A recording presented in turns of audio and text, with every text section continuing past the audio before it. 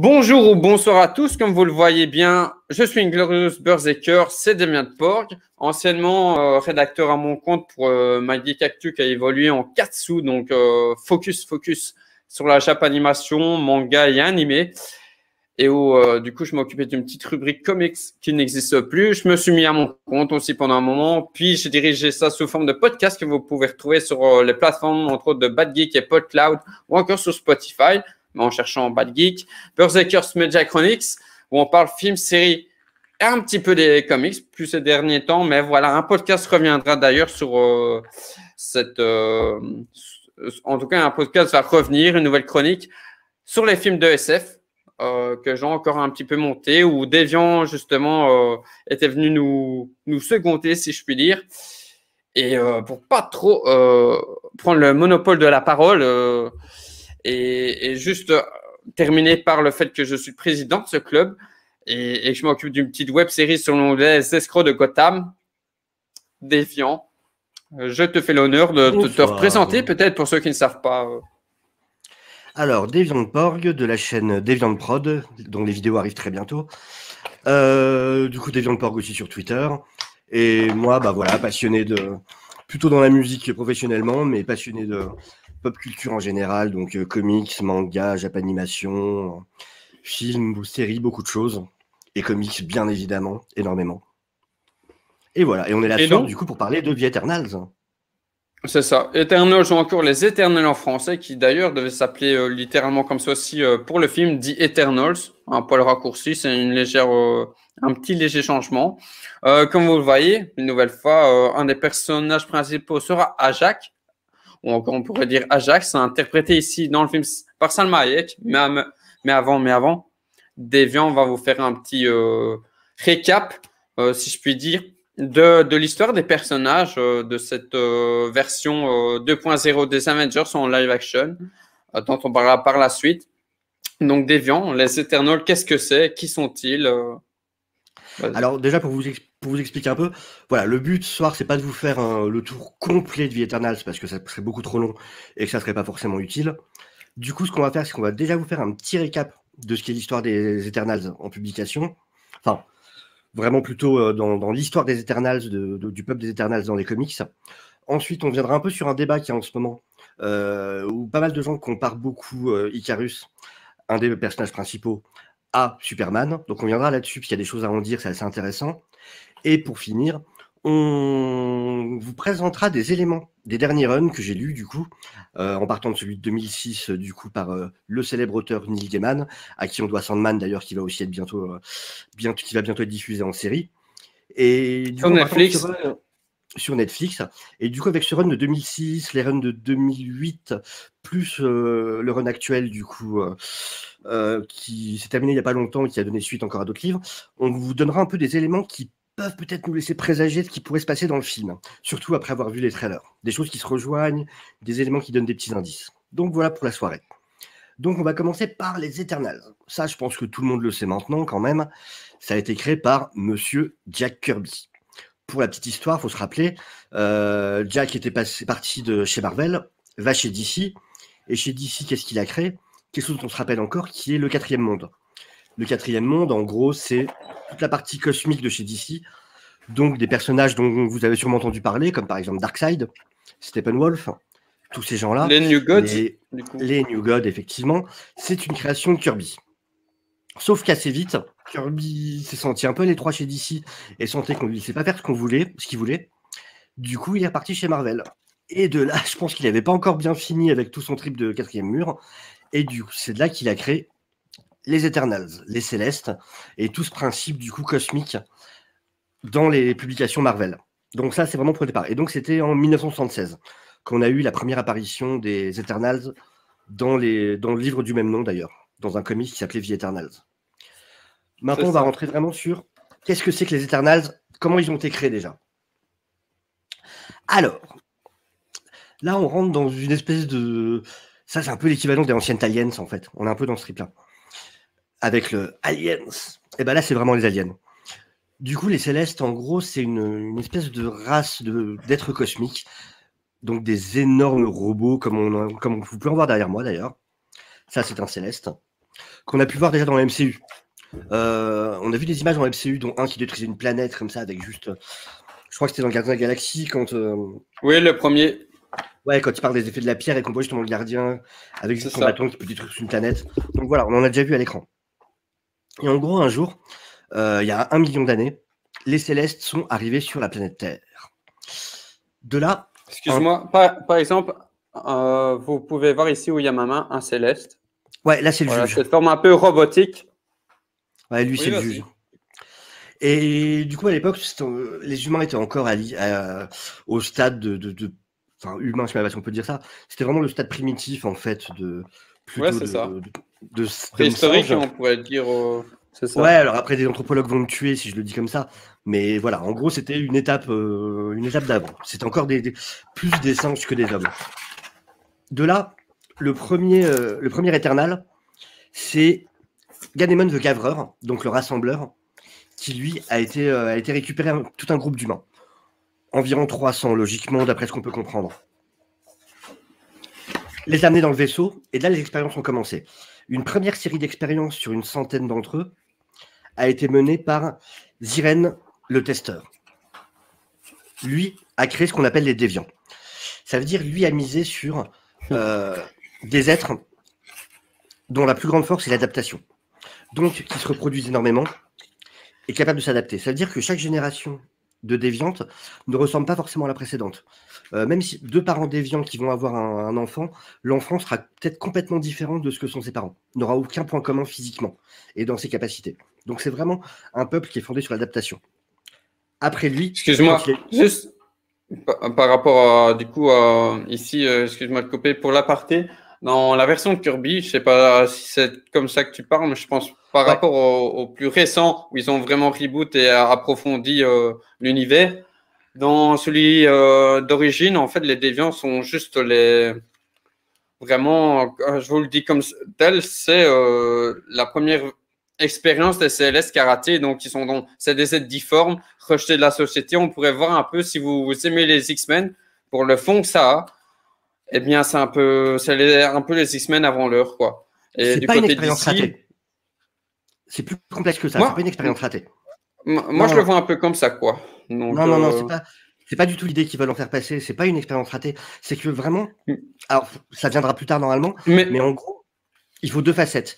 Il y a une histoire d'équilibre. Ça viendra plus tard dans l'histoire, mais il y a vraiment une histoire d'équilibre entre Deviants et Eternals qui est expliquée bien plus tard. Mais là, je veux dire par rapport à Kirby, c'est pas encore traité. Tu vois, c'est vraiment expérience ratée et ce qui est fort mis en avant. Donc, du coup, ce que je dis, que je ressens à travers la lecture, là, pour le coup, qui est vraiment exploité et même cité par les personnages, c'est que par rapport à leurs différences, ils sont rejetés par leurs créateurs et du coup par les gens qui les entourent, quoi. Et après, je te redonne la parole, du coup, parce que ça a été approfondi sûrement, comme tu le dis si bien, dans les nouveaux runs. Oh non, même déjà avant, même déjà Kirby, même si tu prends le one-shot, par exemple, il y a un one-shot qui est très intéressant sur les origines, qui s'appelle Eternals, The Marvel historique, chose comme ça. Et déjà dedans, c'est encore vraiment l'époque Kirby, et déjà dedans, ils expliquent justement très bien que tout est notion. Alors, c'est après celui-là, alors, après les premières aventures. Mais ça prédate largement les il y a pas de Gaiman, souci. ça. Mais du coup, je trouvais qu'il fallait le souligner avec la partie qu'on fait. Le deuxième, du coup, Céleste à être intervenu, à avoir fait ses expériences, c'est Nézar the Calculator. Lui a décidé de partir autrement et lui a misé plutôt sur la longévité. D'où le fait qu'il ait créé des êtres immortels. Donc, ce qui donne les éternels. Et du coup, lui a créé des êtres qui puissent puiser dans les forces cosmiques, dans le pouvoir cosmique. Le même genre de pouvoir sur lesquels peuvent puiser Captain Marvel, par exemple, ou des êtres comme ça. Le pouvoir des pierres vient des forces cosmiques. Et donc, eux peuvent puiser dans cette force-là.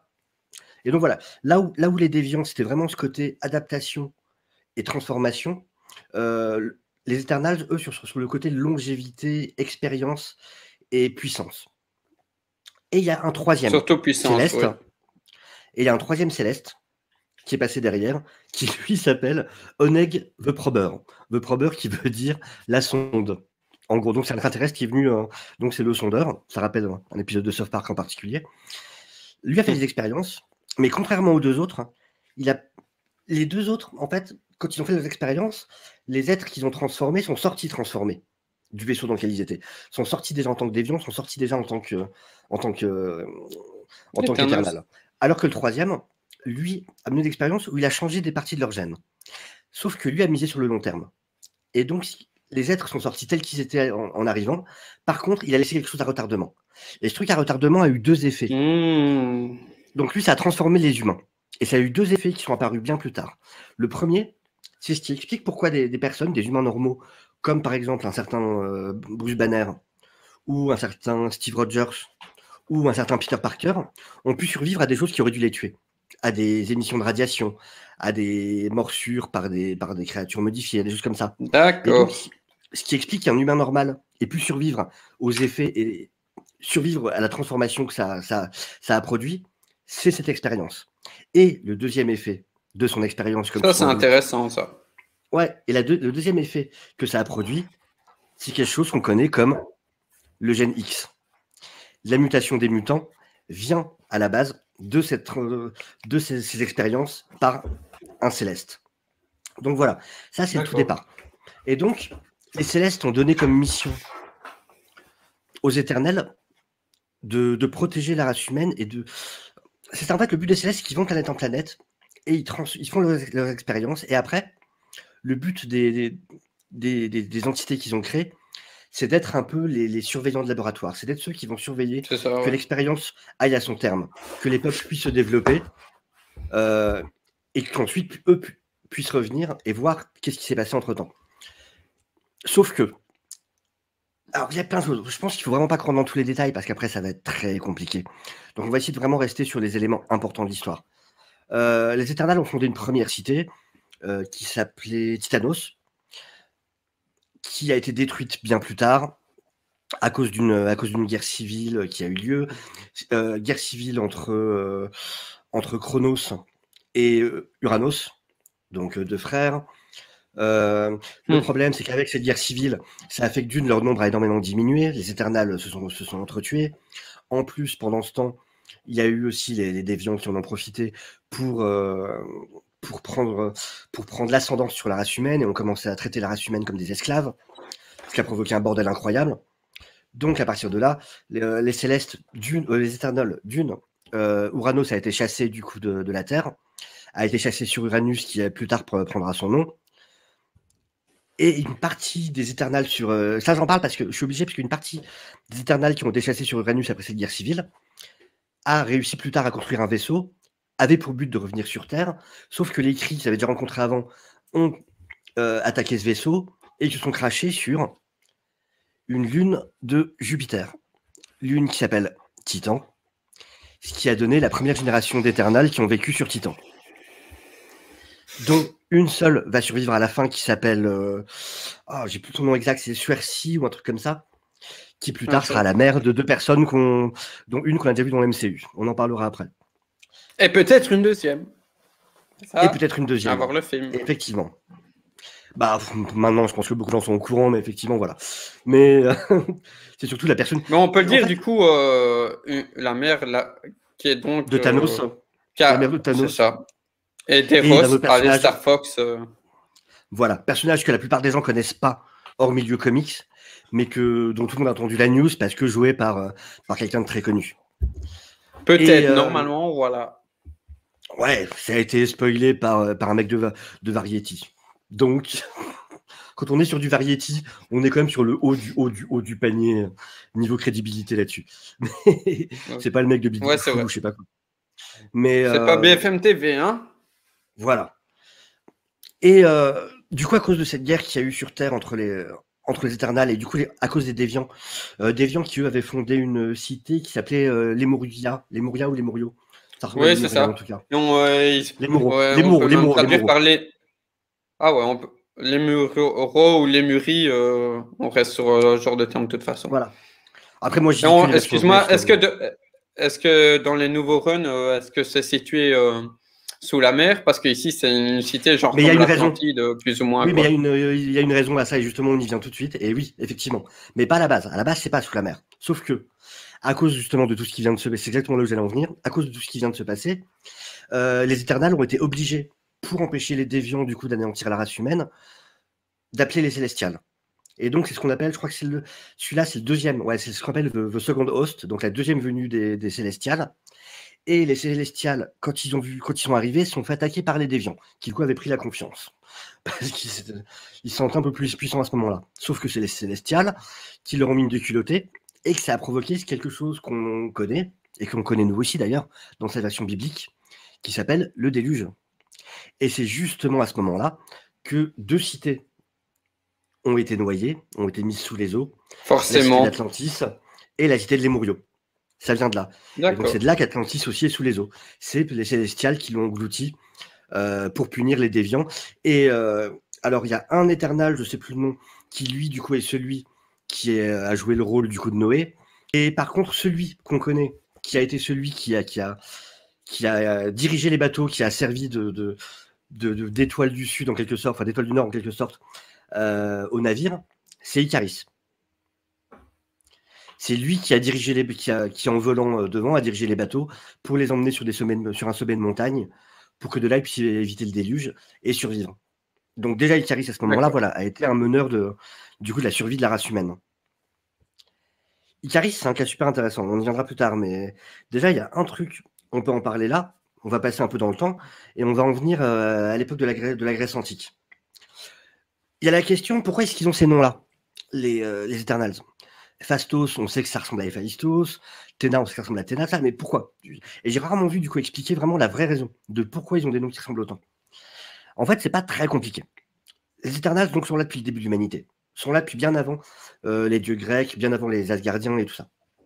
Or, les Eternals ont vu les Asgardiens arriver, ont vu les dieux grecs arriver, et ils les ont vus commencer à interagir avec la race humaine. Et après la destruction de Titanos, justement, les Eternals ont créé 3 cités en remplacement de Titanos. Ils ont créé une cité qui s'appelle Olympia, une autre qui s'appelle Océanos, et une autre qui s'appelle... Alors attends, Polaria. Donc Polaria qui est en Sibérie, Polaria c'est en Sibérie, Océania qui est dans le Pacifique Sud, je crois, et Olympus qui est en Grèce. Et donc les Eternals ont commencé... en fait, ils étaient intrigués par ces dieux grecs et asgardiens qui interagissent avec la race humaine. Puis bon, ils n'interagissaient pas de manière qui soit dangereuse pour leur mission à eux. Donc, ils laissaient faire. Donc, c'était des personnages à part déjà, en fait. Les Eternals, c'est les dieux grecs. Là, c'est présenté à part, quoi. Ils sont à part, Ils sont complètement à part. Sauf qu'au bout d'un moment, ils se sont rencontrés. À force que les Eternals soient curieux des dieux grecs, ils ont décidé de les rencontrer. Et c'est de là, en fait, qu'il y a une espèce d'alliance qui s'est créée entre eux. Et c'est pour ça. En fait, ce qui s'est passé, donc du coup, les dieux grecs ont emménagé près d'Olympia, sur ce qu'ils ont appelé le mont Olympe. Donc le mont Olympe vient de la cité des Eternals Olympia. Et les Eternals, dans ce deal avec les dieux grecs, sont devenus un peu leurs représentants auprès des humains. Parce qu'après tout, la mission des Eternals a toujours été d'aider les êtres humains à se développer, et à les protéger, et à les aider à se développer. Donc, du coup, les Eternals sont les représentants là, des dieux sur Terre. C'est ça. Ouais. Alors qu'ils sont là, qui les précèdent, mais parce que ça les arrangeait un peu, qu'ils avaient envie de voir un peu ce qui se passait sur place, ils ont décidé de jouer un peu le rôle de leurs représentants. Et c'est pour ça, par exemple, Théna ne s'appelle pas Théna au départ. Elle a un autre nom. C'est ouais, forcément. Azaro, un truc comme ça, Azara, un truc du genre. Et du coup, Théna, c'est venu parce que les humains ont commencé à mélanger avec Athéna. Et tous les autres, c'est pour ça. Phastos, c'est devenu Héphaïstos, ainsi de suite, parce que Phastos les aidait avec les machines, sauf un, qui a un cas particulier là-dessus. Icarus. Parce qu'effectivement, Icarus, ouais, c'est pas un nom de dieu grec. Icarus, ouais. C'est pas un nom de dieu grec, Icarus. Donc pourquoi non, on connaît le mythe d'Icare, ouais. Mais pourquoi est-ce que son nom a inspiré de ça? Probablement. Ouais, vas-y. En fait, à l'époque justement de la Grèce ancienne, Icare, après avoir vaincu un être mythoro, au cas où ça te ferait penser à quelque chose, dans un labyrinthe, donc il s'appelait pas encore Icarus à ce moment-là, attention. C'est non, mais on ne sait pas le nom qu'il avait avant, donc je l'appelle Icaris. Donc Icaris a vaincu dans la Grèce antique, entre autres, parce qu'il se battait régulièrement contre les déviants, tout ça, a vaincu un être mythoro, un déviant, dans un labyrinthe, et après ça a rencontré une femme. Avec cette femme, ils ont eu un enfant. Cet enfant s'appelait Icaris. Le problème avec les Eternals, quand ils ont des relations avec des êtres humains, c'est que les Eternals ont une durée de vie, comme on le sait, qui est extrêmement longue. À ce moment-là, il était déjà en vie depuis des centaines de milliers, dizaines, centaines de milliers d'années. Et donc, le problème, c'est que pour eux, le temps passe pas de la même manière pour les Eternals. Et du coup, dès qu'Icaris avait une mission, ça lui arrivait ce qui nous semblerait 10 minutes. Pour lui, c'était 5 ans, 10 ans. Et donc, c'est ce qui s'est passé. Il partait, alors qu'il avait ce petit enfant, il partait régulièrement pour aller défendre les humains, donc tuer un déviant, mais revenait 2 ans, 3 ans après. Et donc, pour sa famille, c'était très long. Et il y a un moment où il avait offert à son fils des ailes, qu'il avait créées avec 2 autres Éternels, avec Phaistos et un autre. Il avait créé 2 ailes qui permettaient à son fils de pouvoir voler. Sauf que son fils, une des fois où son père était absent pendant très longtemps, s'est dit, ça se trouve, mon père est en danger, il faut que j'aille voir ce qui se passe. Eh ben allez, je vais prendre mes ailes et je vais aller vérifier. Sauf que, manque de bol, le fils les maniait pas très bien, s'est envolé beaucoup trop haut, et arrivé dans une zone d'atmosphère où il n'y avait pas assez d'atmosphère pour respirer, s'est évanoui, parce que voilà, cerveau plus approvisionné en oxygène, comme ça arrive. Et a commencé à dériver pendant des jours, en fait, porté par ses ailes, jusqu'à se réveiller. Sauf que les rayons ultraviolets du soleil, petit à petit, ont brûlé le système qu'il avait dans le dos pour voler. Donc le soleil qui brûle les ailes. Son fils est tombé dans l'océan et s'est noyé. Icaris, en arrivant, a découvert ça, a retrouvé son corps, l'a enterré.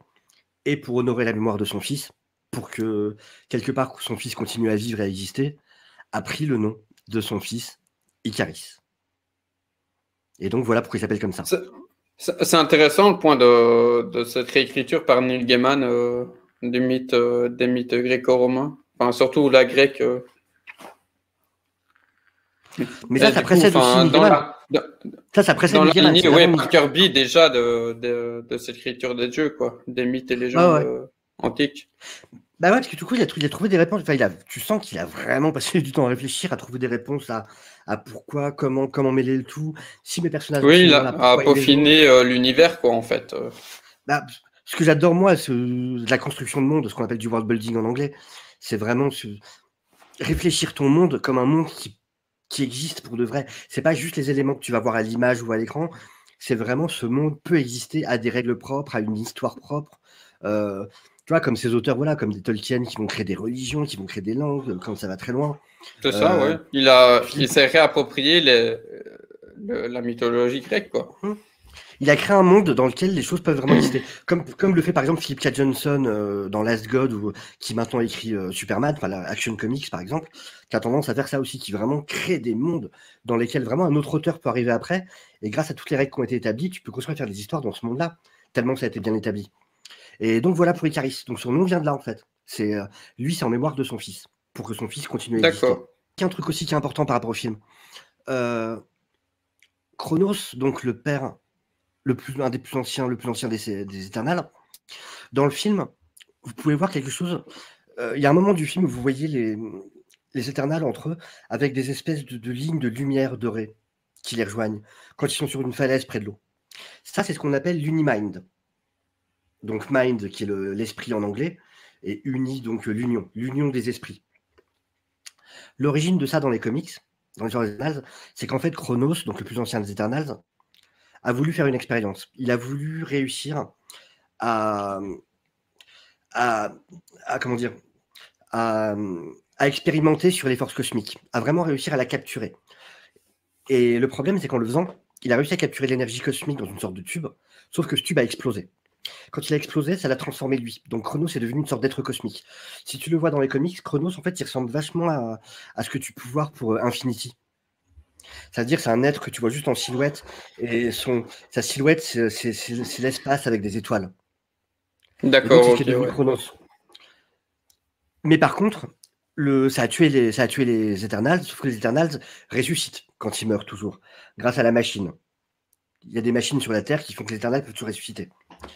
Et l'effet secondaire de cette explosion, ça a été justement de développer ce pouvoir d'Unimind chez les Eternals.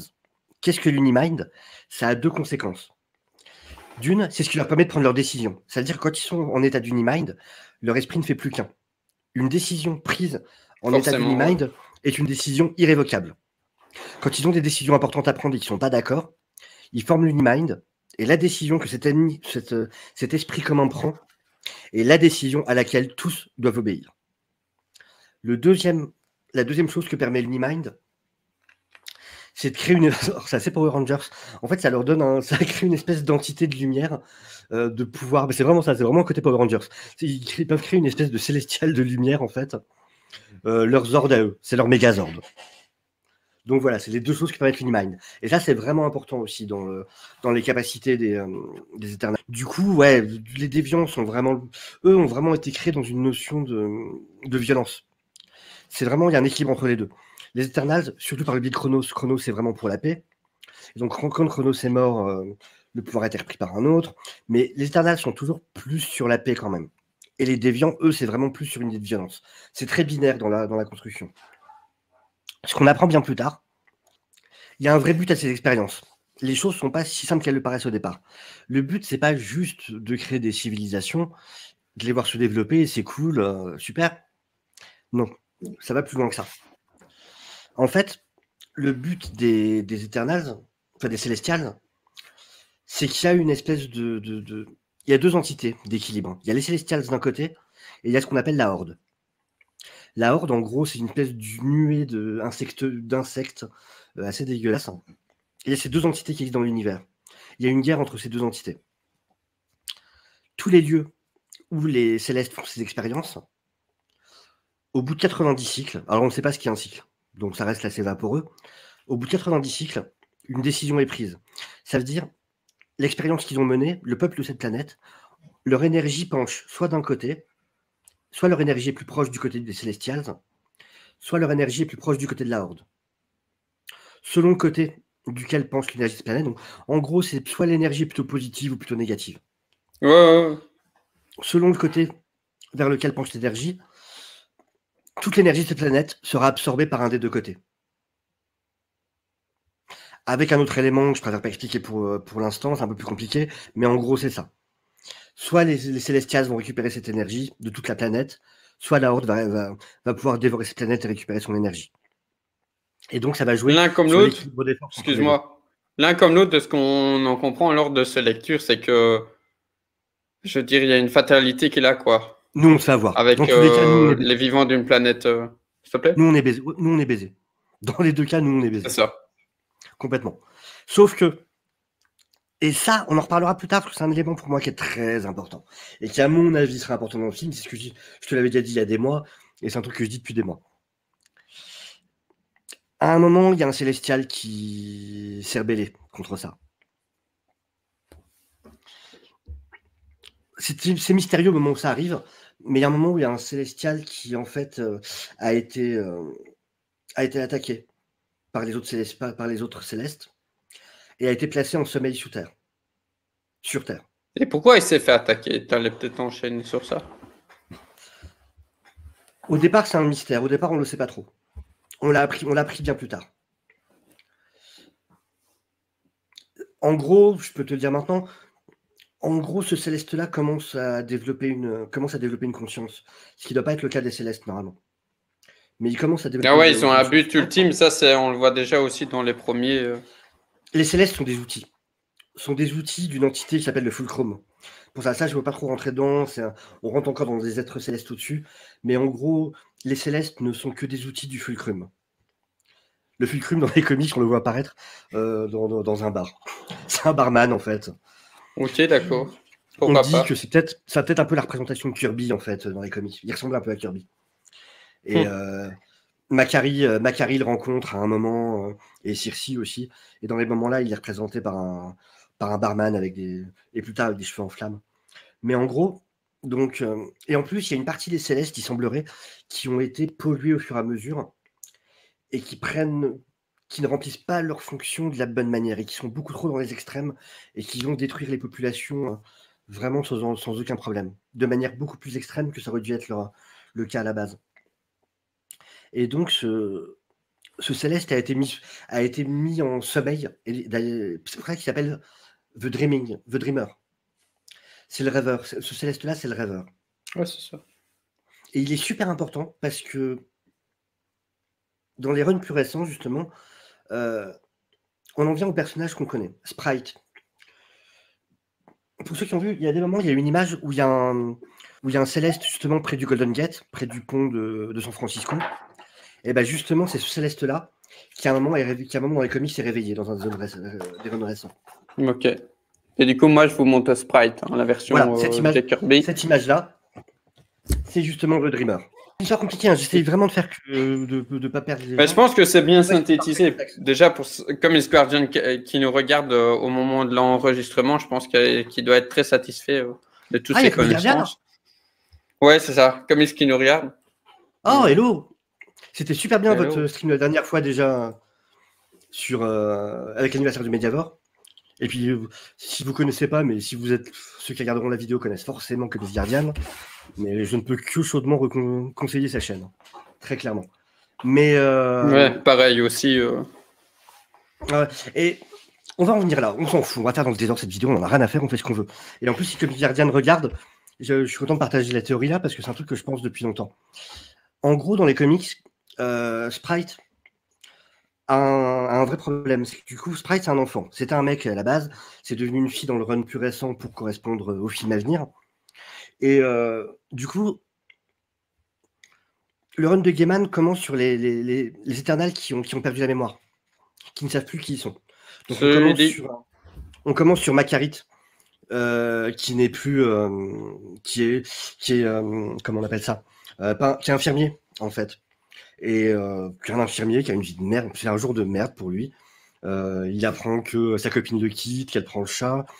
On l'appelle, c'est pour lui dire que son prêt étudiant qui viennent le chercher pour l'argent puis qu'il faut encore qu'il paye. Et là, il y a un grand blond qui apparaît et qui lui dit bonjour, salut. Écoute, bah voilà, je suis venu te dire en fait que tu veux une bonne nouvelle. Bah ouais, j'en ai besoin aujourd'hui d'une bonne nouvelle, là, ça m'arrangerait. Bon, bah alors c'est très bien. Donc voilà, en fait, t'as 1 million d'années, t'es un être immortel, t'as des pouvoirs, et t'es une sorte de dieu. D'accord, oui. Et du coup, forcément, Macarit lui dit au revoir, laisse-moi tranquille, je veux plus jamais te reparler. Je ne suis pas intéressé par ta religion, laisse-moi tranquille. Et donc, ça se suit comme ça. Donc, je me dis, merde, il rentre chez lui, il se retrouve avec Icaris qui est à sa fenêtre, à la fenêtre de son appartement. Salut, c'est encore moi. D'Ivoire, est-ce que t'es intéressé par l'histoire ancienne et savoir comment l'humanité a été créée? Non, t'es fou, t'es devant chez moi, va-t'en, merci. Et donc, il voit Icaris qui commence à sauter, qui part un peu à la Spider-Man en sautant d'un immeuble à l'autre. Il se dit, ok, ça c'est pas super normal, mais bon, je vis dans un monde où Spider-Man existe, donc pourquoi pas après tout? Je vais pas m'en offusquer.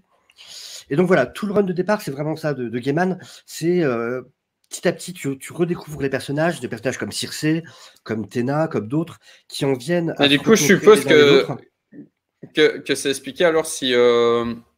C'est expliqué plus tard. Utilisé pour Macari, mais qui doit avoir des pouvoirs bloqués, peut-être.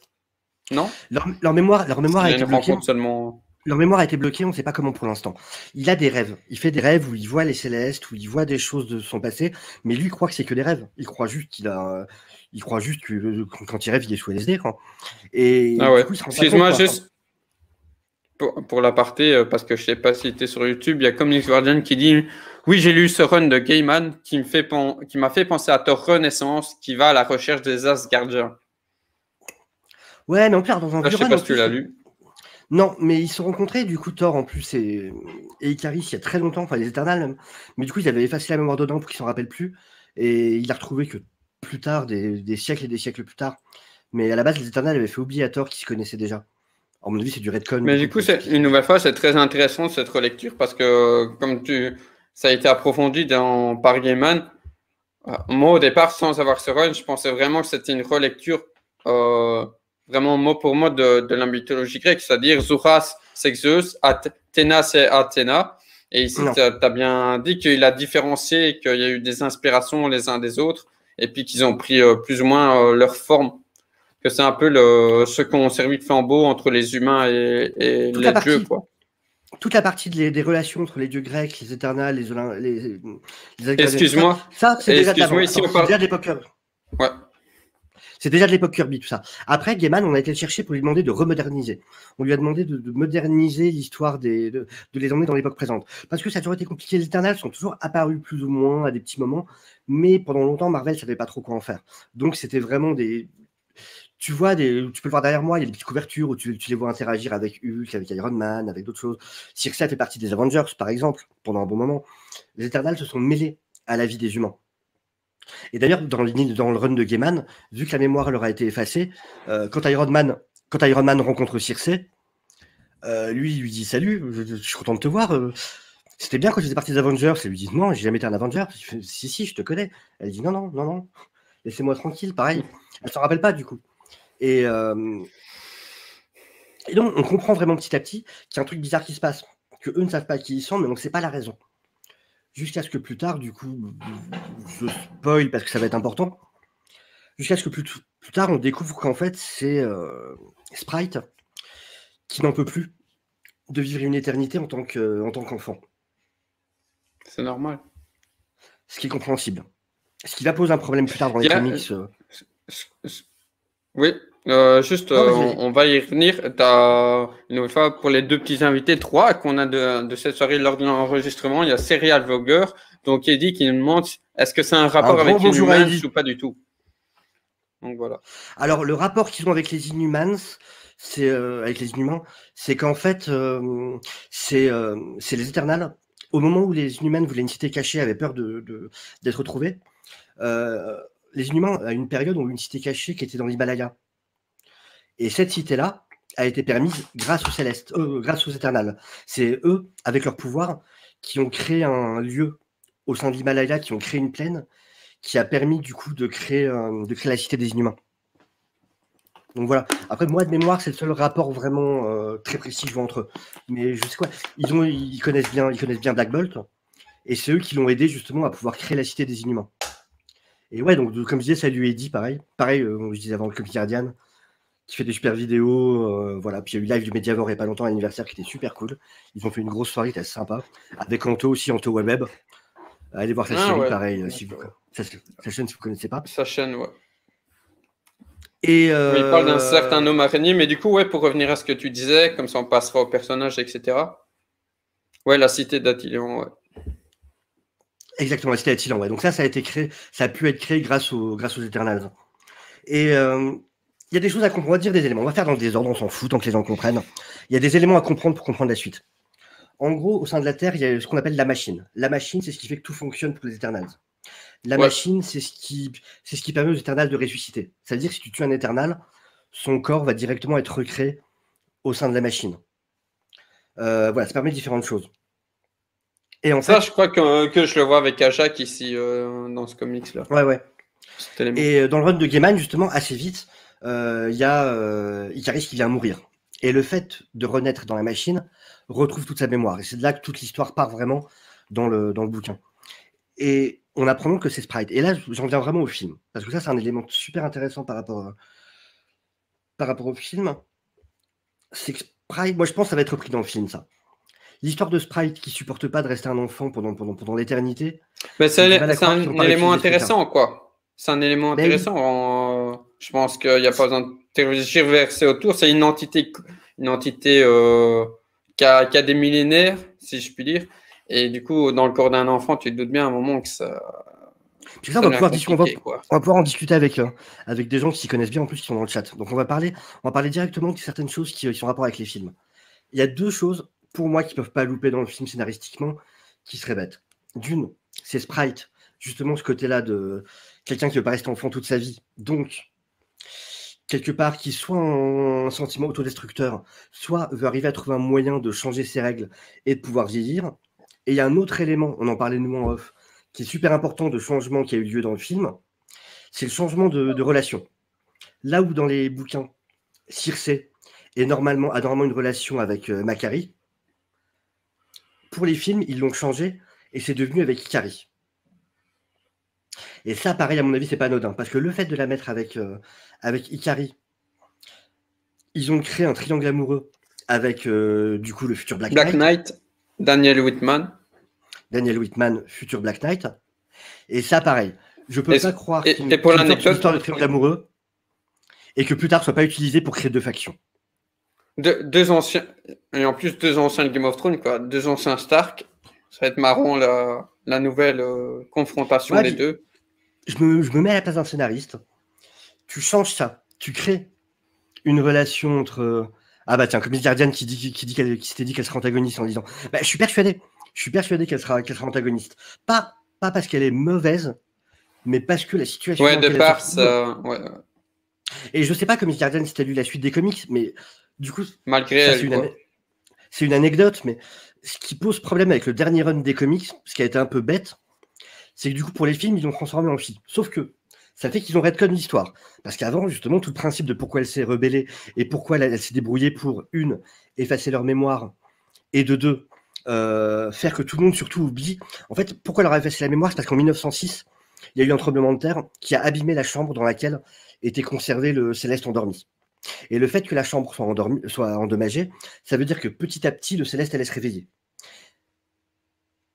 Et du coup, le fait de leur effacer la mémoire, ça fait qu'ils ne s'en rappellent pas. Donc, ils ne peuvent pas faire les choses pour arranger ça, pour éviter que le Céleste se réveille. Donc, ils se rendent compte, c'est trop tard.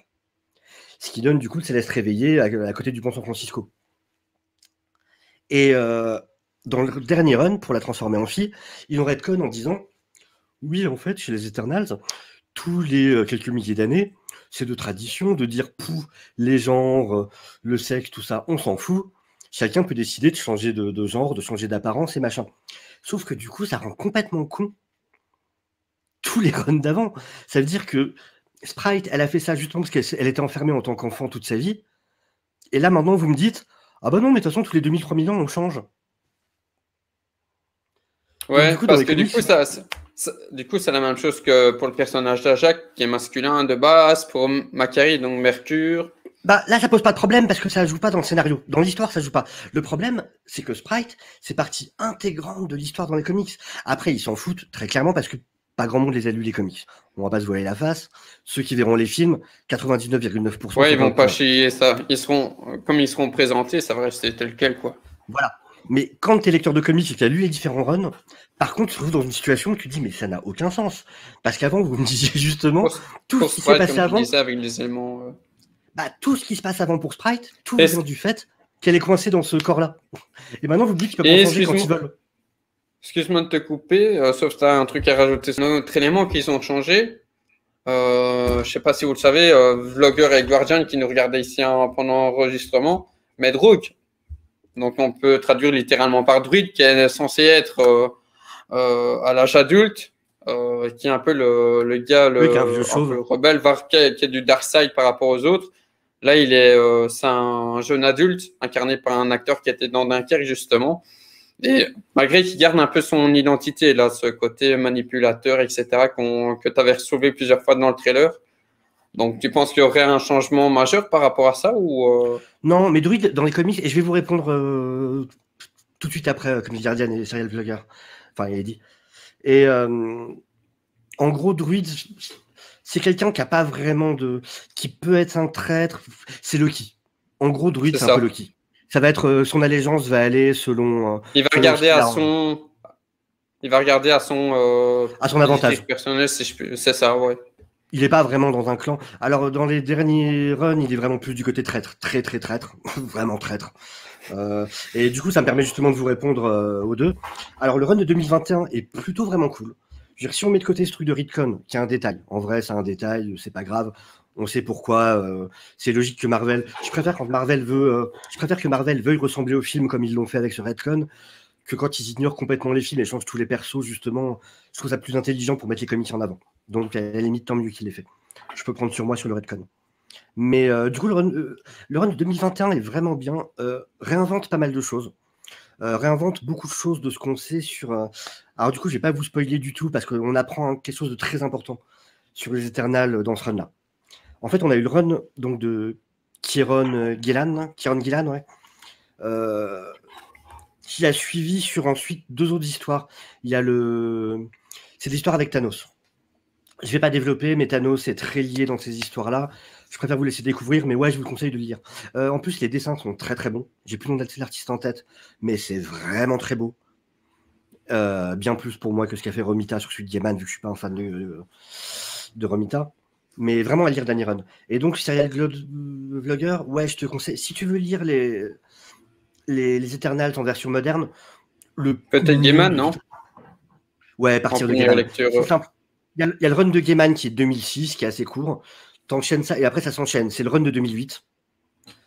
Et ensuite, tu passes directement au run de 2021. Donc, vraiment, ça va vite. Hein.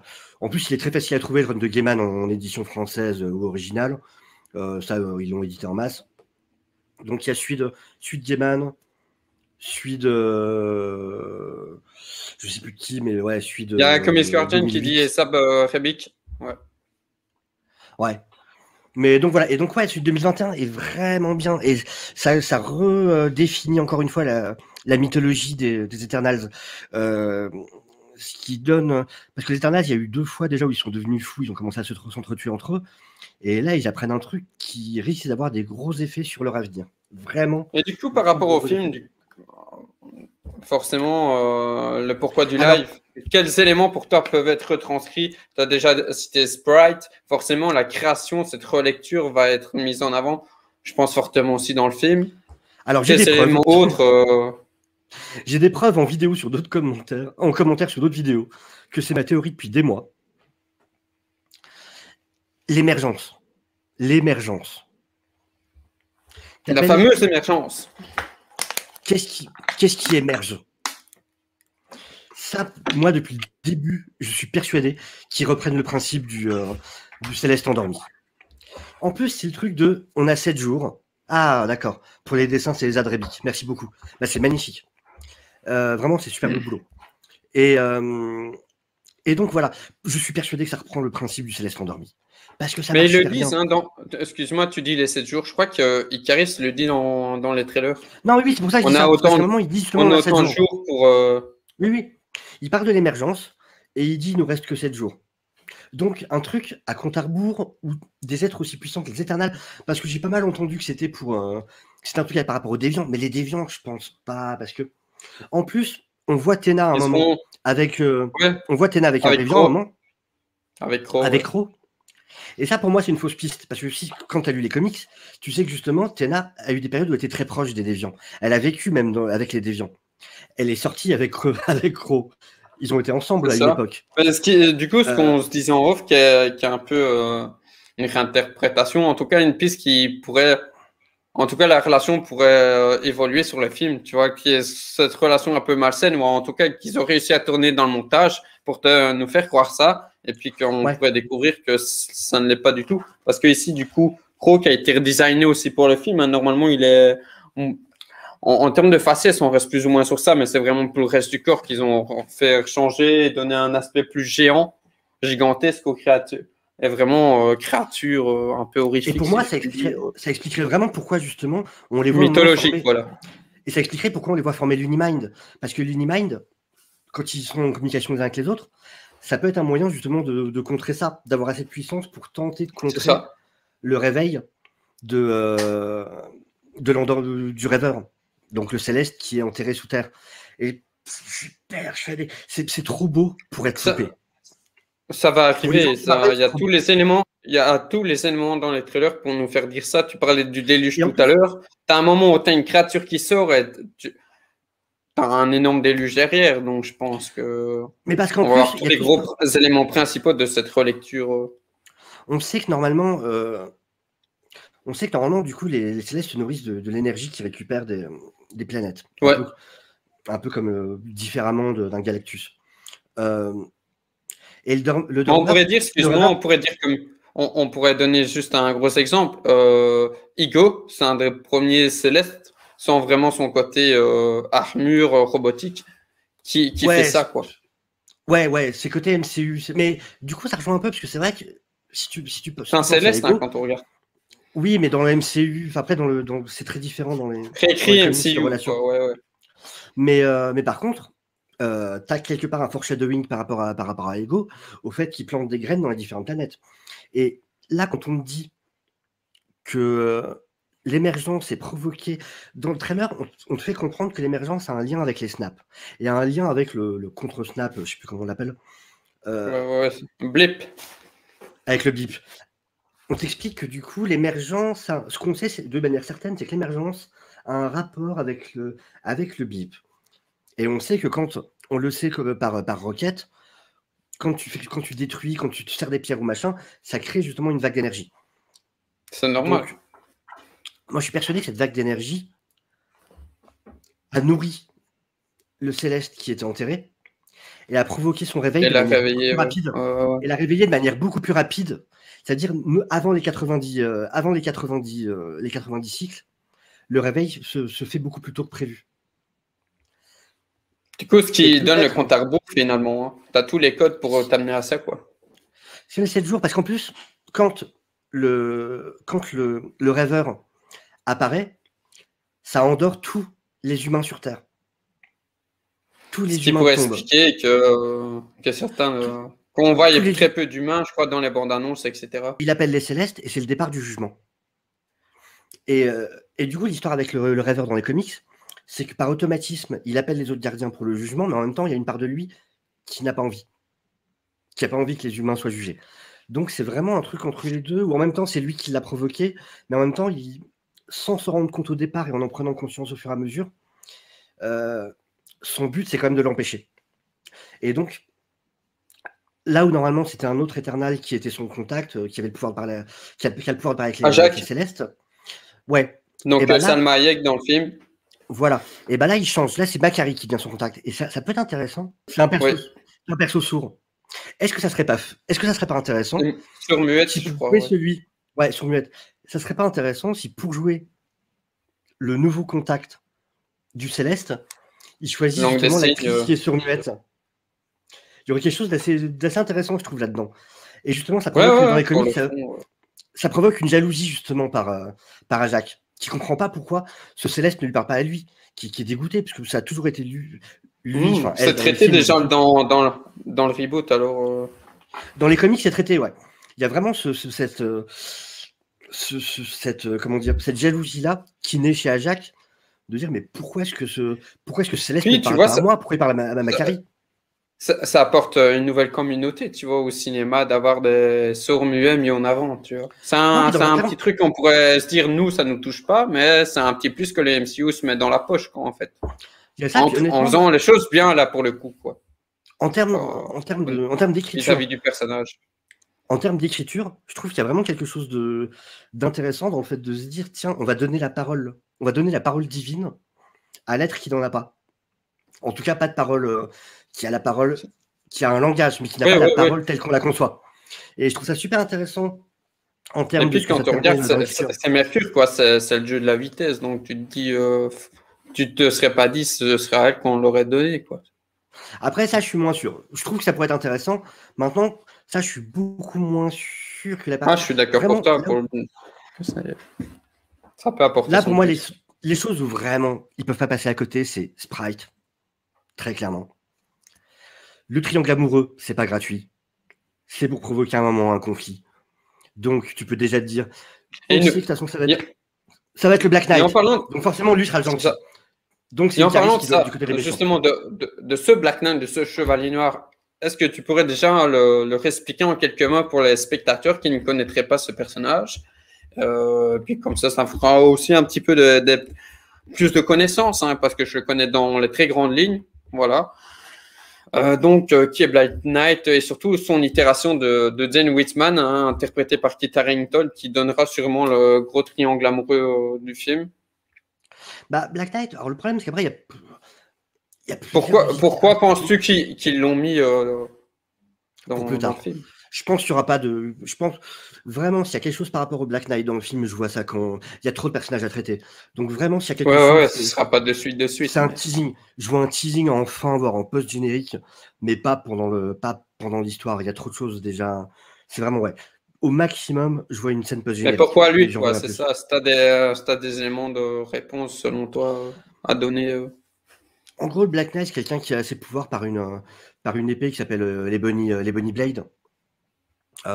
Et donc il y a une sorte de chevalier, ça vient des légendes arthuriennes. Après, il y a un peu plusieurs versions. Alors moi j'ai lu un run dans lequel il est vraiment présenté comme une espèce de Spider-Man empire. C'est-à-dire vraiment le loser, quoi, le mec qui est à moitié dépressif, qui qui a vraiment pas de chance, qui est pas pris au sérieux par le reste des Avengers, alors qu'il est souvent là dans les actions, dans les gros combats et compagnie, mais que les gens appellent un peu en dernier, en mode bon, si vraiment on n'a pas le choix, on appelle Black Knight, mais ça va quoi. Mais du coup, je pense que la version du MCU sera très différente. Mais c'est vrai que dans les comics, dans les dernières années, il y a un peu ce côté loser, un peu loser à la Peter Parker, mais peut-être même en pire, vraiment. Et en gros, ouais, c'est dans le run que j'ai lu. Ce serait bizarre de traiter ce côté-là, quoi. Ça sera pas traité dans le MCU. Dans le MCU, ça va être un perso qui a de la classe à mort, qui obtient une épée qui vient des légendes arthuriennes. Et en plus, tu vois, c'est Kit Harington, donc une nouvelle fois, qu'on aime ou qu'on n'aime pas, le gars, il a incarné dans les grosses lignes le roi du Nord, tu vois, c'était quand même un personnage de charisme qui portait toute une aura derrière lui. Donc là, en plus, ils l'ont fait signer pour le chevalier du MCU. Donc je pense par rapport à ce que tu dis qu'on peut s'attendre à ce genre de personnage. Il fera partie des Avengers. Il fera partie des Avengers ou d'une équipe équivalente. Et pour répondre à Comic Guardian, on le verra pas en Black Knight. Excalibur, moi je pense pas. En Black Knight, ça m'étonnerait. Ils vont nous faire un truc à la. Tu vois l'épée. Ouais, il y a trop de générique. Il y a trop de personnages, ce sera pas de suite quoi. On va voir un peu ses origines quoi dans le film. Déjà, on ne traitera pas tous les Eternals de la manière égale. Ils sont obligés de se focus sur un certain nombre. De ce qu'on voit sur le teaser, ils vont certainement Icaris, Sprite, sans doute, Cersei aussi. Même pas Icaris. Tena, forcément. Icaris, je pense que ça sera moins un focus. Ça sera vraiment... Il arrive à... Il sera le leader charismatique en grosse ligne, quoi. Le vrai focus, c'est Circé. Clairement, c'est Circé. Et par conséquent, du coup, le futur Black Knight. De ce qu'on voit des trailers, on a l'impression qu'elle va d'abord aller chercher Sprite. On voit qu'après, ils se font sauver par Icaris, justement, qui arrive.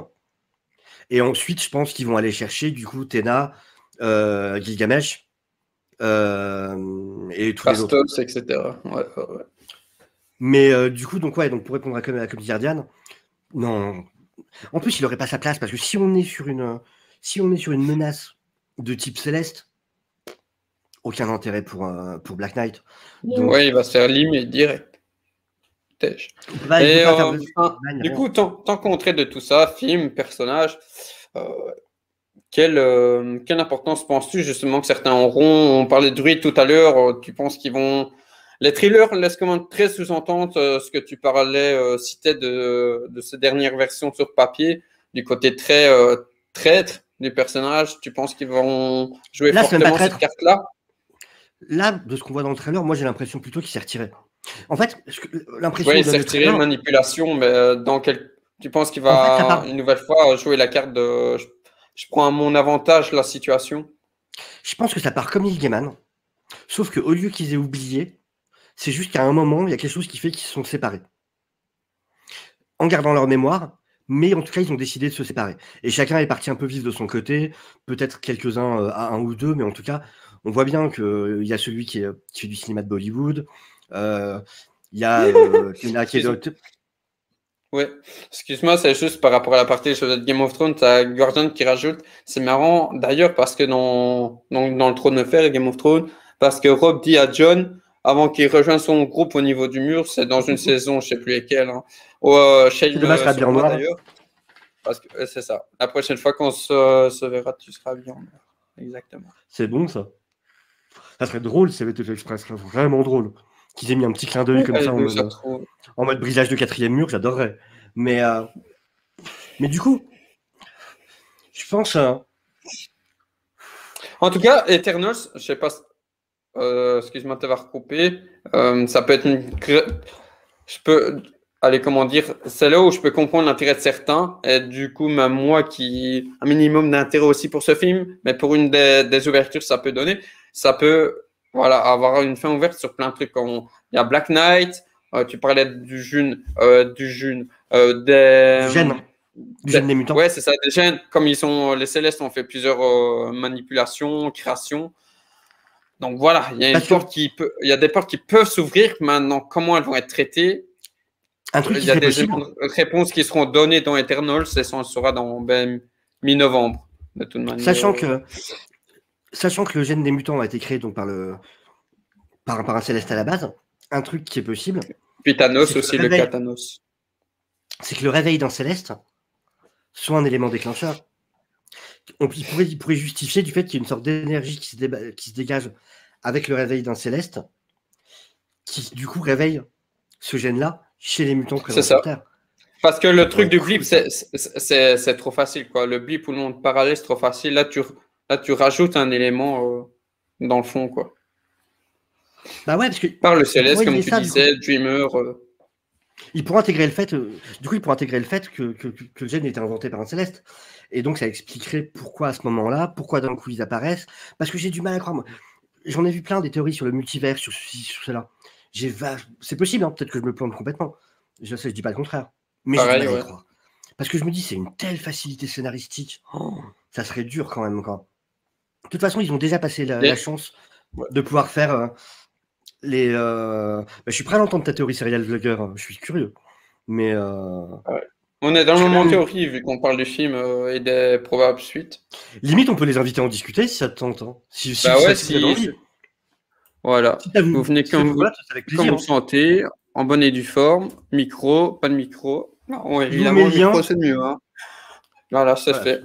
Du coup, Deviant, pour en tout cas ceux qui regarderaient les replays, est-ce que tu as des éléments à rajouter au niveau des petites théories ou même des lectures que tu as faites c'est vrai, nous, tu m'avais partagé à un moment un gros leak qui a l'air de se ressentir fortement de ce qu'on a lu dans les trailers. Et surtout des gros points que tu as mis en avant ici. Surtout toi, je t'en remercie davantage, évidemment, au nouveau run que tu as pu lire et que moi, en Belgique, pas encore. Et que forcément, je dirais aussi. Hein. Voilà, c'est une question de temps.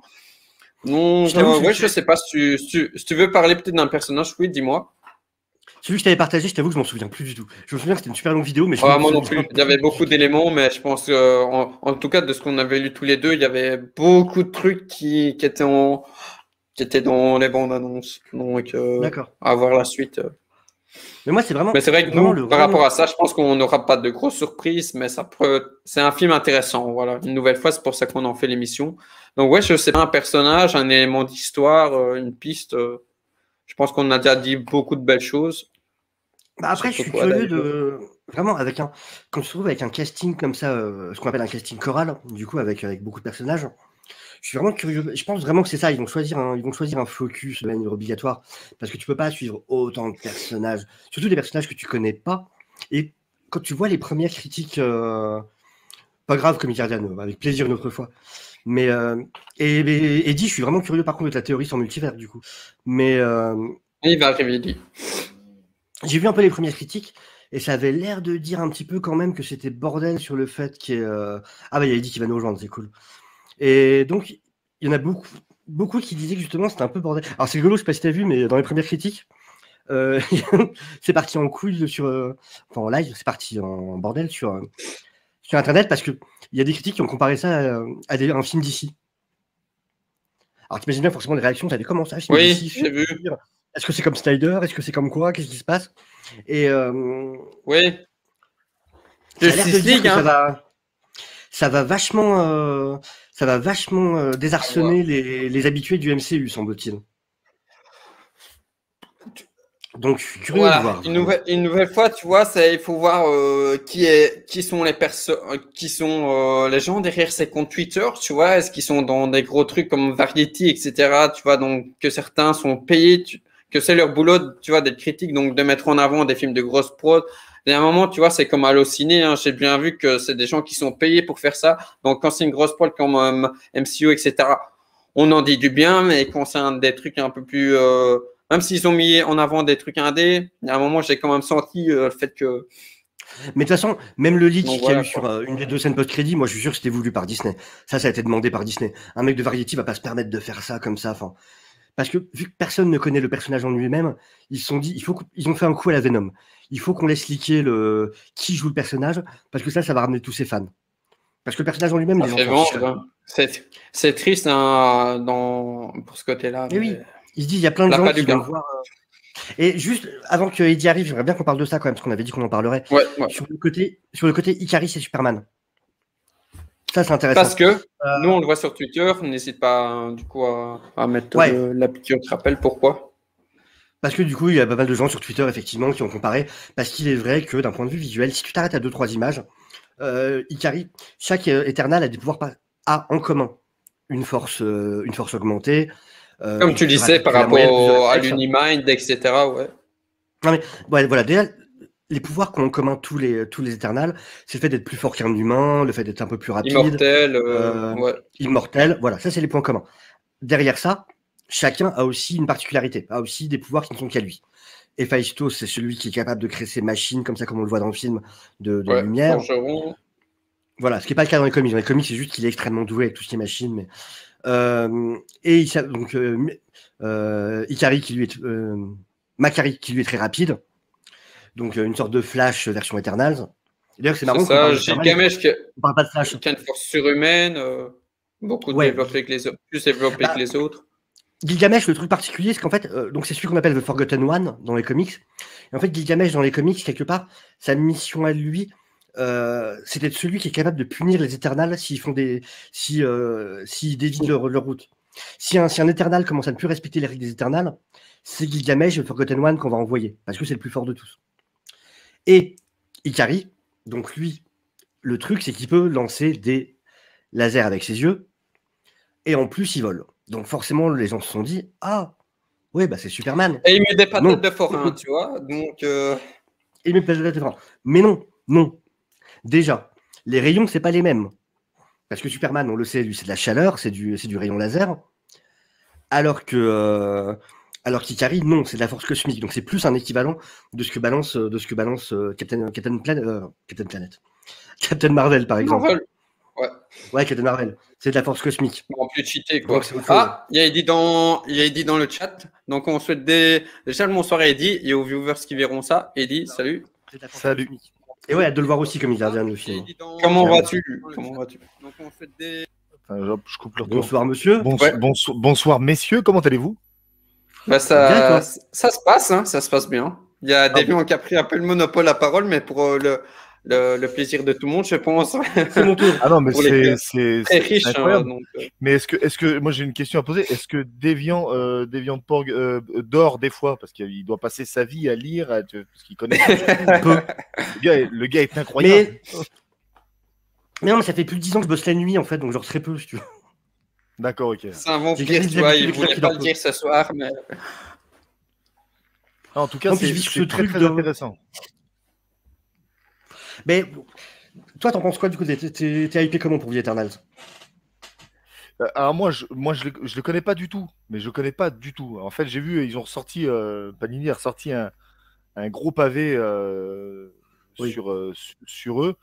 Je vous avoue franchement qu'il m'a pas forcément donné envie parce que c'est des vieilles histoires, tu sais, c'est des vieux. Ça doit être genre ceux-là, quoi, c'est ça? Ouais, voilà. Ouais, bah c'est ça, voilà, c'est ça. C'est exactement ça. Bon, après, pas que ce soit pas intéressant, mais voilà. Bah, je pense, que tu peux passer direct au récent, 2006, 2008.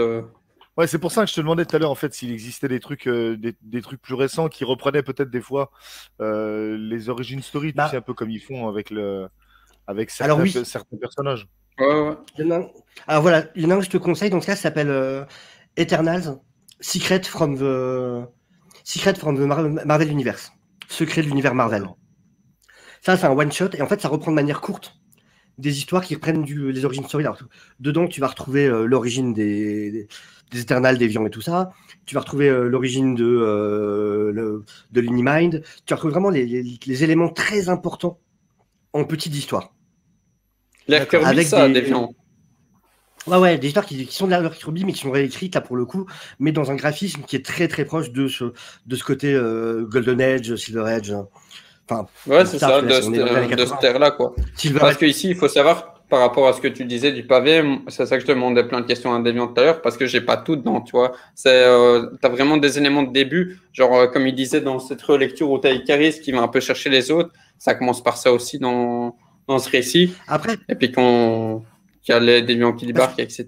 Mais c'est moins approfondi sur le fond, quoi. Quand ils ont ramené Gaiman, comme je disais, ce sera mieux pour toi, comme il te proposait le truc Secret from je sais plus quoi, de partir sur du récent. Ouais, tu fais un one-shot plus court. Et en plus, il faut bien voir qu'à partir de Gaiman, ils n'ont pas complètement réécrit l'histoire des Eternals. C'est juste qu'ils lui ont demandé de moderniser, mais moderniser pour le temps présent. Ce qui fait que toute leur histoire précédente reste de toute façon la même. Ça vient pas Retcon. Donc là, on n'est pas sur une réécriture de toutes leurs origines. Il y a des choses qui vont venir se rajouter. Ouais, il y a un approfondissement, comme on disait, quoi. C'est surtout avec comment réussir à les etc. intégrer. Comment les intégrer à l'histoire actuelle de l'univers Marvel. C'était surtout ça le boulot de Gaiman et des précédents. Mais du coup, en 3 runs, tu peux rattraper sur les Eternals. Tu as 2006 Gaiman, 2008 et 2020-21. Voilà. C'est ça, c'est ce que parlait Comics Guardian tout à l'heure. Ouais, alors le run actuel qui vient de se finir, celui de 2021, qui vient de se finir, mais qui, tu sais, c'est la mode maintenant, ce qu'ils font à chaque fois. Tu sais, c'est vraiment le problème avec les comics aux États-Unis, c'est qu'ils misent maintenant quasiment uniquement sur les numéros 1. Ils sont plus sur les histoires à long terme, il nous faut des numéros 1 parce qu'on sait qu'on vend avec les numéros 1. Donc, ils font des histoires de 6 en 6 issues, peut-être 8, 10, 12 maximum, mais dès qu'ils peuvent. Alors, allez, après, on arrête le run, mais le même auteur va quand même faire un one-shot dessus à nouveau, puis va refaire un truc, puis... Donc voilà, donc ils ont fait ça, ils ont fait Eternals, là il a fait un truc avec Thanos, genre Eternals versus Thanos, il y a Rise of Thanos, un truc comme ça. Donc c'est la même série, mais ça change de titre à chaque fois. Juste parce que du coup c'est un nouveau livre, c'est un numéro 1, achetez-le. Variant covers, il y en a 12, achetez-les. Et du coup, mais en gros c'est tout des suites comme tu dis, quoi. C'est même c'est exactement une histoire continue. Après, mais ça, c'est un des gros problèmes actuellement. Allez-y. Vas-y, dis. Moi, ouais, non, le film, j'ai hâte de le voir parce que, en fait, moi, j'ai découvert les Eternals en comics très récemment et très, très brièvement quand j'ai lu Thanos Gagne, c'est Tim Sale, je crois. Où il parle des origines de Thanos, donc qui est un éternel avec le syndrome déviant, et on revient brièvement sur son enfance et tout. Et du coup, ouais, je trouvais les personnages assez intéressants. Ouais, voilà, celui-là qui est très très cool, très stylé d'ailleurs. Ouais. Et donc ouais, j'ai hâte d'en savoir un petit peu plus, mais je crois que c'est tout ce que j'ai lu moi sur les Eternals. C'est pas mal déjà, tu vois, c'est un comics que moi je n'ai pas, tu vois, donc on va dire on est au même niveau, tu vois, au niveau Eternals. Mais ouais, ils ont participé à l'univers Marvel, mais de manière assez... Par le biais de... Oui, pardon. Tu disais, Damien.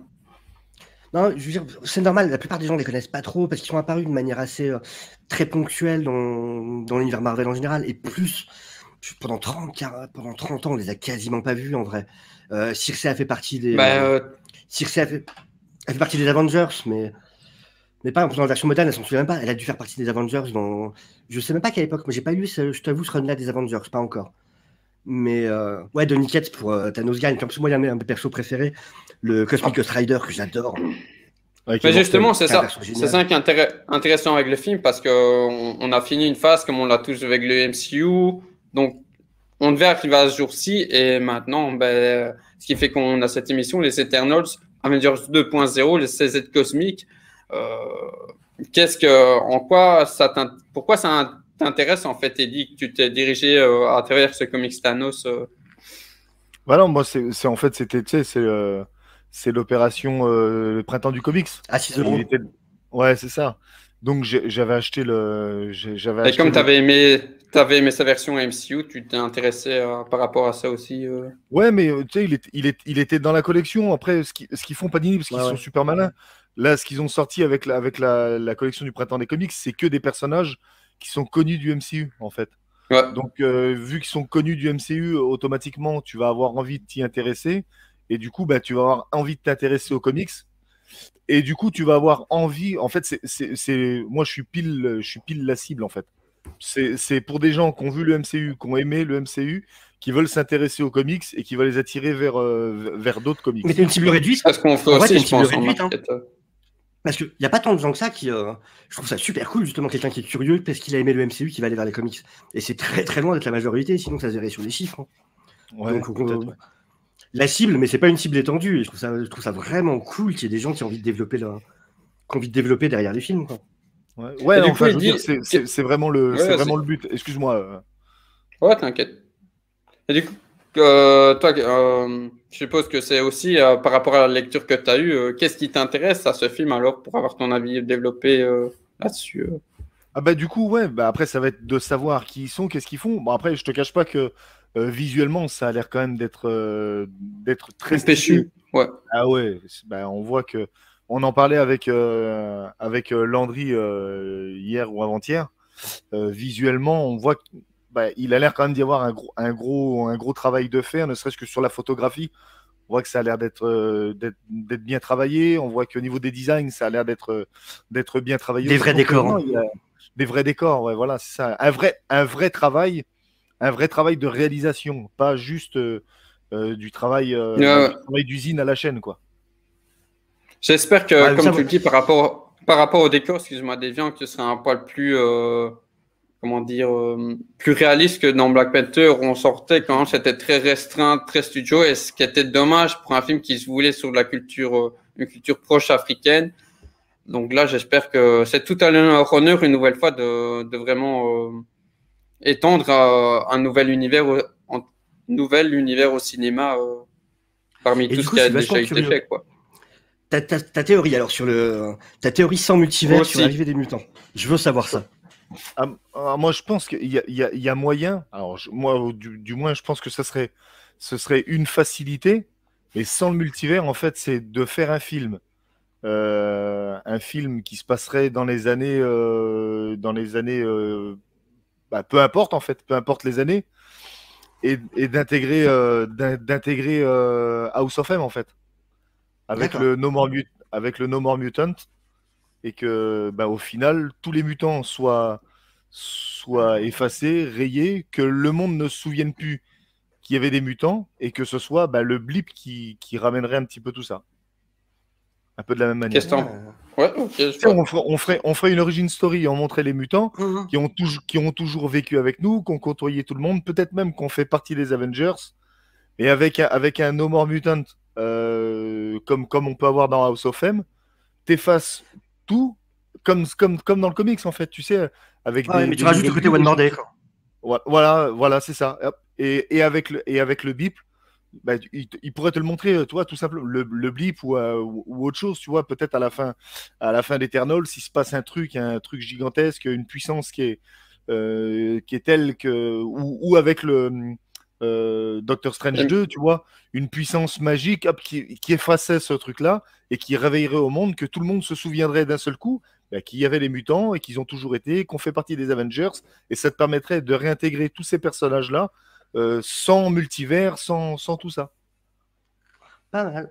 Parce que quand tu t'imagines que comment il s'appelle, Magneto, comment tu fais pour refaire un Magneto, par exemple, ou un Wolverine qui tu veux dire refaire une origin story au cinéma. Tu peux pas le faire mettre là maintenant, ce serait pas cohérent. Et t'es obligé de changer son histoire. Je sais pas si ceux qui disent qu'il faut changer son origin story. Soit, il y a deux solutions. Soit tu vas trouver un moyen de dire que le gène mutant, c'est aussi quelque chose qui ralentit énormément le vieillissement. Bon. Ouais, du coup, en lien, comme tu le disais tout à l'heure, une des créations des Célestes. Soit, effectivement, tu vas le lier à quelque chose, alors je sais pas, tu vois, genre le Rwanda ou j'en sais rien, ce qui est dommage d'un côté, parce que clairement, il y a une des origin story les plus fortes de l'histoire des comics. Mais en même temps, du coup, c'est vrai que c'est le problème. Après, ça donne un truc assez actuel aussi, quasiment. Enfin, voilà, je suis partagé. Fort, si je puis dire, quoi. Je serais déçu qu'il change son origin story, mais je comprendrais qu'il le fasse. Mais j'en serais déçu. Mais je comprendrais. Non. Ouais, je suis dans les deux côtés. Ouais. Après, tu vois, mais c'est intéressant ce que tu dis, parce qu'il y a plein de trucs d'actuel. Il y a plein de récits actuels qui ouvrent des portes très grandes pour ce MCU. Tu parles de. Donc, c'était. Recite-moi le nom. House of M. T'as quand même le film Eternals avec ce gène. Je pense que. J'espère, parce que c'est quand même une très grosse histoire, Eternals. Donc, s'ils ne font pas de cette manière-là, à part House of M, est un nouveau run donc je me suis enfin acheté le 2, House of X, qui est une nouvelle relecture aussi très intéressante, pertinente, où là aussi, ça part d'un point de départ où t'es pas obligé forcément d'avoir connu les X-Men. Pareil, quand tu prends littéralement dans ces runs-ci, où les humains les connaissent pas plus que ça, et puis en fait, hop, ils se révèlent au monde comme nation, ils ont leur île, tous les mutants y viennent, il y a plusieurs secteurs sur l'île, etc. Et évidemment, Magneto garde sa petite part qu'on connaît bien du personnage. Donc voilà, c'est une relecture, mais il y a le respect qu'elle a aussi. Donc voilà, ces 3 portes, je pense qu'ils peuvent. L'une des 3 va être forcément utilisée. Maintenant, laquelle? Peut-être 2. Après, ce qu'on dit sur les origin story, le problème, c'est que ça va se présenter pour pas mal de persos. Tu regardes le Punisher, par exemple, même dans les comics, sa partie d'origin story du Vietnam, il a fallu la modifier après sur d'autres conflits armés. Parce que de toute façon, il y a beaucoup de persos, effectivement, quand ils sont reliés à l'histoire réelle, où ça marche plus, tu l'intègres maintenant. Mais après, il y a des choses aussi où la guerre du Vietnam, c'est assez contemporain. Toi, ça reste ces années 60-70. C'est pas si éloigné que ça. Et même ça, ils l'ont reboot. Ouais, mais c'est normal, parce que là, du coup, ton personnage... Ouais, mais après, on a quand même des guerres, des conflits, toi, comme Iron Man. Iron Man, ils l'ont mis avec le conflit en Afghanistan, toi, ouais, c'est ça. Enfin, ils l'ont contextualisé, quoi, c'est ça. Voilà, c'est ça. Donc, contextualisé, mais en restant dans le truc. Après, un personnage comme Captain America, tu es obligé de le faire dans les années 40, puisque c'est un conflit mondial. C'est pas juste un pays. Toi, je pense que avec les États-Unis, bon, l'avantage avec les États-Unis, c'est qu'ils sont en guerre tous les 10 ans. Donc, tu peux modifier la guerre en fonction. Mais avec un conflit mondial, ça a tellement marqué l'histoire. Toi, je pense à Eric Lencher, donc à Magneto. Bah lui, c'est pour ça que c'est fort. Son gène X, il s'est révélé dans les camps de concentration. C'était un truc qui est particulier. Comment tu fais pour le contextualiser maintenant? C'est compliqué de faire ça. T'es obligé. Ça fait partie de lui, ça fait partie de son truc. C'est Magneto est né dans les camps de concentration. Tu vois. Et après, tout dépend comment il crée le gène X. Tu vois, là, c'est le gros point noir. Je soulève des films, et je pense que je suis pas le seul sur les nouveaux qu'ils ont fait. Ça a été le gros problème, c'est que c'est une nouvelle version des mutants. À aucun moment on t'explique comment qu'il est géré, parce que les personnages ne vivent jamais sur 40 ans. Donc là, si tu fais par exemple la part Krakow, cette nation de Krakow, et tu reviens à l'origine juive d'Eric Lencher, il va falloir que t'en parles. Dans les comics. Il va falloir que t'en parles forcément. Quoi. Sinon, tu es obligé de le reboot, faire génocide Tutsi, etc. T'as eu des explications dans les comics, t'en as eu plusieurs. Ouais, parce que dans les comics, t'as eu plusieurs explications. T'en as eu une à une époque, c'était Franklin Richard. C'était lui qui provoquait ça, qui faisait que tout le monde vieillissait beaucoup plus lentement. Ouais, mais voilà, c'est ça que je veux dire. N'importe quel. Voilà, comme tu l'as bien dit, c'est traité dans le comics, donc il faut qu'il le fasse au cinéma. Il faut plus qu'il fasse. Ouais, voilà. Ils ne doivent pas faire l'erreur de la Fox, quoi. À ce niveau-là. En fait, là où je suis partagé par rapport à Magneto, faire la partie X-Men. D'une, j'aimerais vraiment qu'il garde son origin story de départ, parce que c'est vrai qu'elle est super importante. Et en même temps, j'ai un problème avec comment réussir à les intégrer. Alors, il y a la solution que tu dis, effectivement. Mais du coup, la question que moi, je me pose jusque maintenant, c'est comment réussir à les intégrer dans une histoire passée en expliquant pourquoi ils n'étaient pas là. Donc, c'est vraiment le truc de comment tu fais ça sans... Tu vois, genre, quand il y en a qui disent tu ramènes les mutants du multiverse, non. Tu vois, j'aimerais pas, quoi. C'est pas un truc... Je trouve ça facile. C'est facile. Ouais, non, mais là, c'est plus que de la facilité, c'est de la fainéantise. Voilà. C'est ça. Et le problème, c'est que moi, alors ça, c'est mon avis perso, mais depuis les derniers films, j'ai l'impression que le MCU est vachement plus dans la paresse qu'avant, justement, au niveau scénar. Avec les 2 derniers films, moi, c'est l'impression que j'ai eue. Donc, j'espère que ça sera pas le cas. Mais du coup, ouais, après, s'il y a une solution, après, voilà, ta solution est vraiment pas mal. S'il y en a une bonne pour ramener, pour avoir un Magneto. Je pense que les 3 peuvent être liés. Hein. Maintenant, c'est à voir comment ils ont géré ça en amont. Et évidemment, on aura des éléments de réponse début voire mi-novembre avec le film Eternals.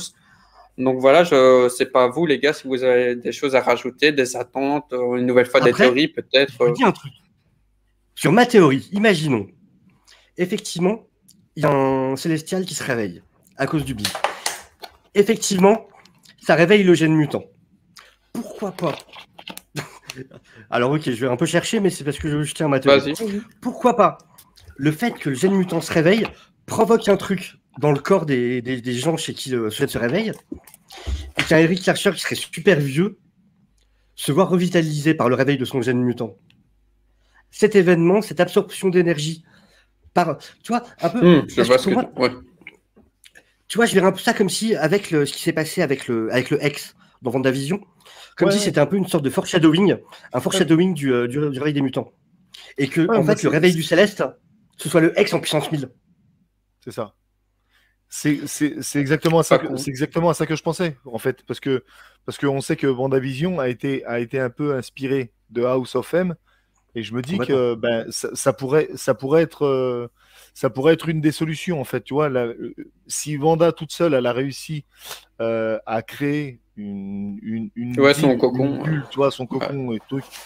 Et je me dis qu'avec la puissance des Eternals, ça peut faire potentiellement quelque chose de 10 fois plus puissant. Surtout qu'on sait que Monica Rambeau a eu ses pouvoirs grâce à ça. Ça pourrait expliquer pourquoi Monica a eu des pouvoirs et pas les autres. Si Monica Rambeau avait, elle, un gène mutant, tu vois, on ferait d'elle une mutante. On dit que c'est le ex qui l'a transformée. Qui l'a réveillé. En fait, qu'il ne l'a pas transformé, qui a réveillé le gène mutant. Si on viendrait à faire la même chose avec les Eternals, en fait, ça expliquerait plein de choses et ça serait logique. Ça serait logique du coup avec le pourquoi on n'a pas vu les mutants avant, pourquoi Monica Rambeau a été transformée ainsi. Ça pourrait expliquer plein de choses et ça serait logique. Voilà. Mais bon, pour ça. Et une nouvelle, c'est ça. C'est comme il le disait avec son comics, que tu as une des créations, une des manipulations des Célestes qui fait qu'en fait, Bruce Banner, c'est en gros un des descendants d'un de ces êtres qui fait que le gars a résisté là où un humain serait mort, ce qui serait davantage enrichissant sur l'univers papier et aussi du coup au cinéma, quoi. Grâce au Céleste qui met des sondes. Qui casserait un peu ce côté, c'est du comic books, alors ça peut être facilement, enfin ça peut être que sur le papier, quoi. En apportant cet élément de réponse au cinéma ou en série, là tu pourrais dire, ok, pourquoi pas. Ouais, je pense pour eux, ça doit être un gros boulot pour vraiment réussir à intégrer les mutants quand on a à ce point-là du MCU. Il y a énormément de choses, Eternals, donc. C'est chaud, quoi. C'est chaud à réussir à faire. C'est un truc dont je suis le plus curieux. Comment ils vont. Parce que là, il y a quoi qui arrive? Il y a The Marvels, Monica Rambeau, tout ça. Il y a 4 Fantastiques qui vont devoir intégrer. Ouais. Et 4 projets qu'ils ont annoncés, mais qu'il n'y a pas de nom, tu vois. Donc. Ouais, qui peuvent être le début. Parce que du coup, si, comme on le pense, il y a World War Hulk qui paraît maintenant. C'est dommage de le faire que maintenant, mais bon. Si c'est vrai. Mais je sais pas si tu as lu ça, World War Hulk, Eddie. Non, j'ai pas lu, non. D'accord. Parce que normalement, c'est vraiment la suite exacte de ce qu'on a vu dans Ragnarok, enfin, de ce qu'on a vu en transformé dans Ragnarok. C'est la suite de Planète Hulk, en fait, normalement. Planète Hulk, ouais. Ouais. Après, ce serait pas con parce que excuse-moi, t'as lâché. C'est She-Hulk est une grosse rumeur. Ça, j'ai pas été fouillé, évidemment, pour tous, tu sais, mais qui dirait que Scar, le fils de Hulk, pourrait faire partie de l'aventure de la suite du MCU. Donc, voilà. Ouais, ce qui serait un peu bizarre parce que du coup, il n'y a pas eu toute la relation sur. Enfin bon, en très résumé, en gros, dans Planète Hulk, normalement, il n'y a pas de Iron Man sur la planète Sakaar, machin. C'est vraiment Hulk qui se fait une vie là-bas. Il bat l'ancien roi de cette planète, et c'est lui qui prend le pouvoir. De là, rencontre une femme, a un enfant. Un jour, son vaisseau, avec lequel il avait été envoyé sur la planète par les Avengers, son vaisseau se déclenche. Et de là, une bombe explose. Et pendant qu'il n'est pas là, il tue quasiment tout le monde sur la planète. Et lui, quand il s'en rend compte, rentre dans une colère absolument. Enfin, c'est le pire Hulk énervé qu'on ait jamais vu. Et décide qu'il va aller leur péter la gueule. Et revient sur Terre en mode je vous défonce tous, les gars, venez, quoi. Et il les prend tous, mais il prend tout le monde. Il s'en vient jusqu'à Sentry qui est obligé d'agir à un moment parce que tous les Avengers se sont fait démonter, tout le monde. Et voilà, puis du coup, plus tard, Sakaar arrive. Enfin, c'est vraiment la suite du peu qu'on a vu dans Ragnarok. Mais donc, pareil, je suis curieux de voir comment ils vont l'intégrer. Mais ouais, les mutants, vraiment, j'attends de voir. Je pense que si jamais, comme on le pense, là, The Eternals a un rôle là-dessus, ça veut dire forcément qu'il y a des projets mutants qui font partie des projets là, dans pas longtemps, pour commencer à vraiment creuser sur le sujet. Il faudrait que ça commence. Il faudrait que ça commence rapidement. Bah ouais, là, surtout comme tu disais, avec la partie WandaVision, t'as quand même un personnage qui est censée être la fille d'eux. Donc même s'ils ont joué une autre carte pour le moment, bon après 12 novembre. Dans les comics, il y a eu, elle a été fille 2, puis plus fille 2, puis re-fille 2, puis re-plus fille 2. La relaunch.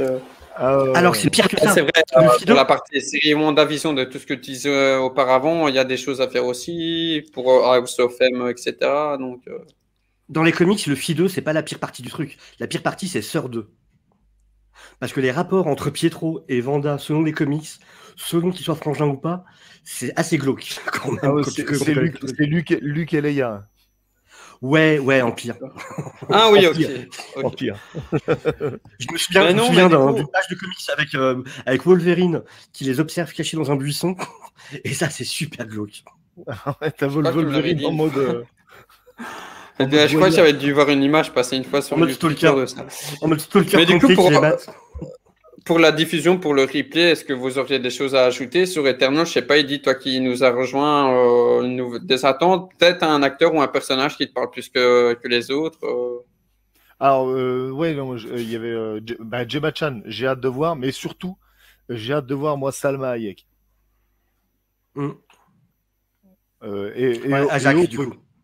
Et autre que pour sa plastique évidente.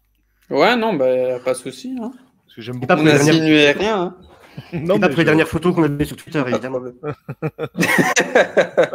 Donc, ouais, et puis c'est intéressant de voir aussi pourquoi ces acteurs-là ont tel rôle, parce qu'une nouvelle fois, comme on disait tout à l'heure, c'est un personnage masculin, etc. Donc, qu'est-ce qui sera vraiment différent ou pas trop de...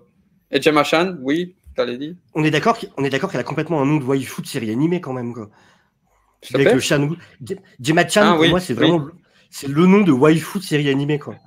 Gemma Chan. Je le vois vraiment dans une série, une vieille série à la Max et compagnie.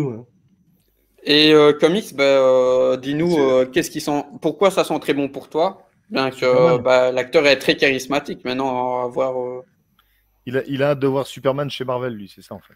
Ah, c'est ça. Mais du coup, Deviant, est-ce que tu veux allonger ce point-là aussi pour les spectateurs, peut-être Eddy ou Marvel, ou moi? Le moment où ils auront leur Superman, Marvel, c'est quand ils feront Sentry. Sentry est bien plus proche d'un Superman, malgré le côté The Void, machin. Il est beaucoup plus proche qu'un... Icaris, il a rien d'un Superman côté caractère. C'est vraiment un chef pour les... Ils n'ont pas été créés dans le même but, de toute manière. Hein. Leur histoire est tout autre déjà de création. Non, ouais, leur création n'est pas la même. Puis, oui, il y a le coup des rayons, ils lancent des rayons avec les yeux, comme Cyclope. Voilà, effectivement. Il vole, il n'a pas de cap, déjà. Mais après, Icaris, c'est vraiment une histoire qui est liée aux Éternals, qui croise celle des humains, mais il n'est pas là pour représenter un exemple. Les Éternals en eux-mêmes sont censés un peu protéger les humains.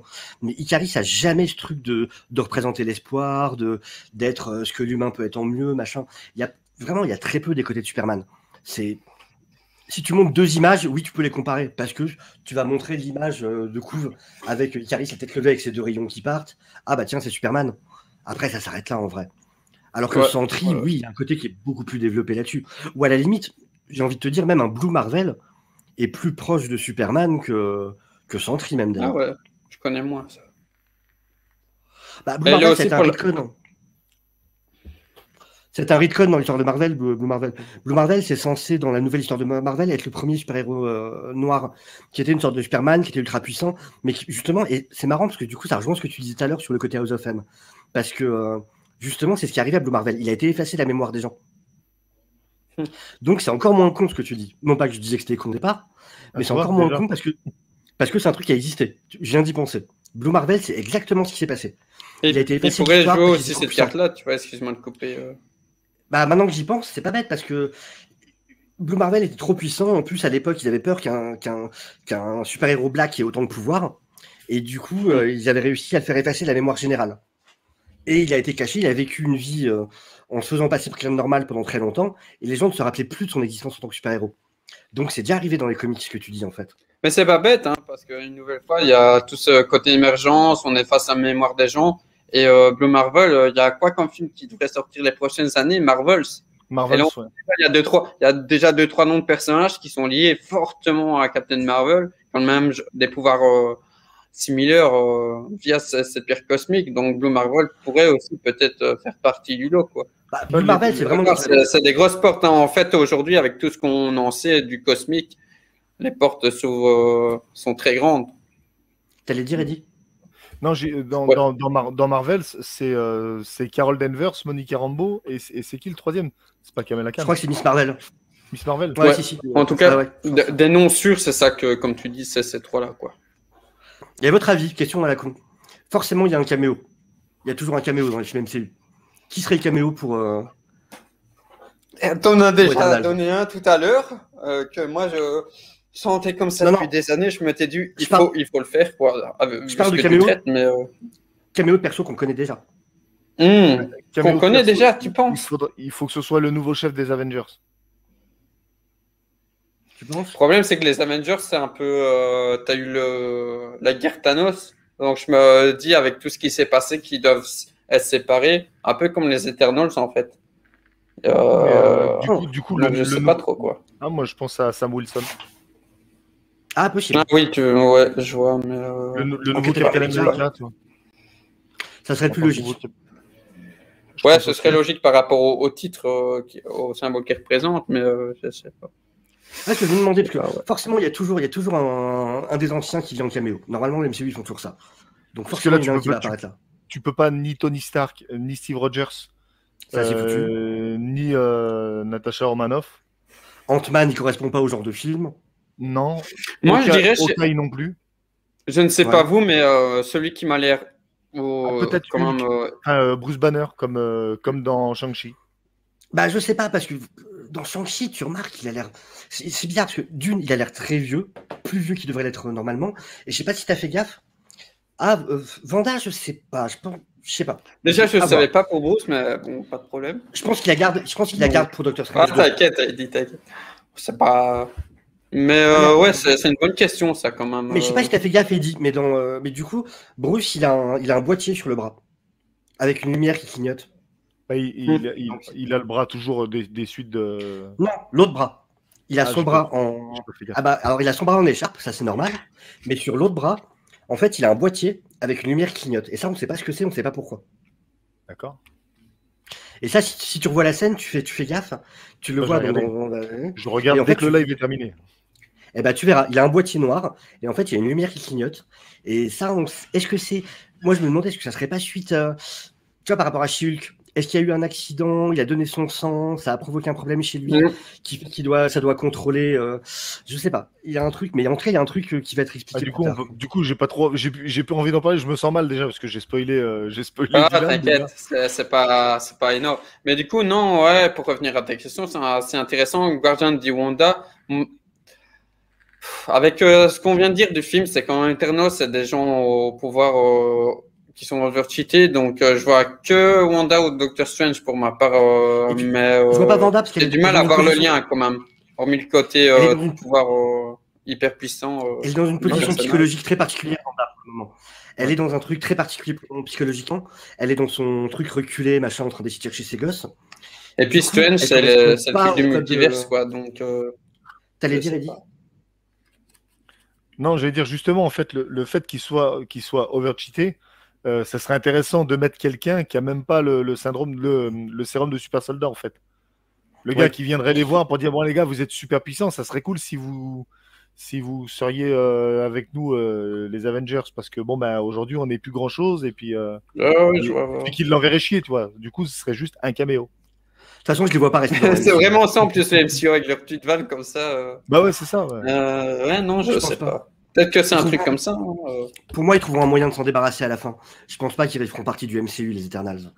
Non, je crois pas non plus. Ouais. C'est dur de théoriser comme ça, mais on sait qu'ils vont utiliser un truc maintenant. Quoi, c'est ça. Ça, c'est le gros point d'interrogation. C'est X-Men, pas X-Men, Black Knight. Là, tu peux pas dire pas Black Knight, là. Non, maintenant, là, c'est comment ils vont. Après, ils vont peut-être teaser pour du cosmique, au contraire, peut-être pour la suite, tu vois. Eternals, normalement, en plus, on sait que c'est lié à Thanos, tu vois, donc. Voilà, c'est ça. C'est ça, avec le coup de l'émergence. Est-ce que vraiment ils vont réussir à vaincre tous les déviants? Est-ce qu'il n'y en a pas qui vont s'échapper, qui vont partir dans la galaxie et envoyer les gardiens de la galaxie à leur poursuite? Est-ce qu'il ne va pas y avoir un lien avec... un enchaînement d'équipes. Une répercussion sur l'univers cosmique, la branche cosmique du MCU je pense, c'est une grosse pierre angulaire maintenant de la nouvelle phase. Il y a pas longtemps, on a appris qu'il y a Adam Warlock qui a été casté. Donc, tu vois, tout le truc du blip, ça peut ouvrir aussi sur ça. Tu vois, il était en cocon, ça a pu avoir Bah, puis mine de rien, on oublie. Avoir été le déclencheur de son cocon, quoi. Moi, Fury est encore dans l'espace en plus. Ouais. On sait toujours pas ce qu'il a été faire, on sait juste qu'il est dans l'espace. Série Black. Il est en vacances. Ouais. Et je ne sais pas vous, Black Knight, Black Knight, enfin Deviant, je pense que tu le sais, il dit, je ne sais pas si tu es au courant de ça, mais il est fortement lié à une équipe aussi, tu vois, des Avengers britanniques, les Excalibur, qui ont aussi une relecture ces derniers temps via House of X. Donc, c'est une porte d'entrée en plus, quoi. Ouais, puis ils ont changé Captain Britain, là, en plus, dans les comics, je crois. Ouais, mais c'est sa sœur, je pense. C'est Psylocke, qui me semble. C'est une fille. C'est un mec avant, c'est devenu une fille, ouais. J'avais vu ça dans le Hellfire Gala, ce super événement à Marvel. Je pense que là, il intègre vraiment sur le territoire américain. Là, ça va vraiment être plus une nouvelle équipe type Avengers. Ils vont pas aller s'emmerder sur un Excalibur. Ouais, je sais pas. Tu vois, Black Knight, c'est quand même. S'ils ont pris Kit Harington, ils ont tourné à Londres et tout. Donc, Non, je dis, c'est pas con ce que tu dis, en fait, le fait de relier ça avec le côté, avec le côté britannique, par rapport à Kit Harington et tout. Bah, tu vois, c'est tout à l'honneur. On le voit bien depuis quelques mois, quelques années à travers leurs films et séries qu'ils le font, voilà, d'une certaine manière pour certaines choses, mais globalement, il y a de plus en plus d'ethnies, de personnages ethniques, et du coup de personnages ethniques venant de leur source papier. Donc, je pense que une nouvelle fois, il y a la comtesse de son côté qui forme une équipe, il faudra une autre équipe pour réussir à lui faire face. Donc, faudra bien un contre-pied quelque part, quoi, sur la Terre. Valentina de Fontaine. Ouais, si on arrive sur une version des Dark Avengers, d'une certaine manière, ça veut dire qu'il faudra une équipe quelque part pour réussir à contrer ça. Tu veux dire qu'elle, ce serait quoi? Ce serait un peu Norman Osborn de Dark Reign ou un truc comme ça? Ouais, ça peut jouer. Je pense que ça peut jouer un truc comme ça, ouais. Elle a l'air de vouloir. Après, ce qui m'étonne, c'est que par exemple, un perso comme le nouveau Black Widow, je le vois mal vraiment intégrer cette équipe. Je pense pas assez conne pour se faire avoir pendant longtemps là-dessus. Bon, par contre, US Agent, si. Ouais, US Agent, oui. Si c'est, en lui jouant bien, c'est pour ta nation, machin. Tu joues sur la corde sensible, ça marche. J'ai plus de mal sur elle. Déjà, pour moi, Black Widow, déjà avec la série Hawkeye. Et Venom en nouveau Spider-Man. Ah, faut qu'on parle de Venom. Non, mais. Ouais, non, mais. Ouais, c'est quoi? J'ai mal à mon Venom. J'ai mal à mon Venom, pardon. Ah ouais, non, mais là, tout le monde a mal, je pense. Hein. Même ceux qui n'ont jamais lu de comics, là, je vois que tout le monde a mal. Mais par contre, t'as raison. Le monde entier. Mais oui, t'as raison. Par contre, ça fait complètement sens. Parce que du coup, dans Dark Reign, c'est comme ça, en fait, quand ils font Quand Norman Osborn il fait les Avengers, en fait, c'est ça. Ah oui, tu dis Venom, Dark Reign, ouais, ok, ouais. Ouais, c'est des mauvaises versions de chaque Avengers. Voilà, c'est ça, ouais, en fait. Et c'est pas con, une nouvelle fois qu'on parle de tout ça, qu'une chose en amène une autre, parce que il me semble, je sais plus où j'ai vu ça, que Kevin Feige, mais c'est ça que je dis, vous me direz les gars, vous qui suivez plus le côté MCU en ce moment, il me semble avoir vu qu'il avait dit qu'ils auraient leur Venom à eux. Donc avec tout ce qui se déroule en ce moment, le truc Dark Reign, ce ne serait pas anodin, tu vois, si tu veux refaire un Venom. Bah, leur Venom, ils l'ont maintenant. J'ai pas vu le film, mais si le Venom de Tom Hardy est intégré au MCU. Attends. T'es en train de me dire que t'as réussi à passer à côté des leaks sur Venom 2? Mec, ils sont partout. Tu vois moins de pubs pour H&M. Moi, je ne l'avais pas vu. Hein. Jusqu'à temps d'aller. Ah, je me suis. Juste, du coup, on peut en parler, mais du coup, par rapport au live Eternals, si vous avez un truc à rajouter, alors c'est le moment. Comme ça, après, on peut continuer sans problème.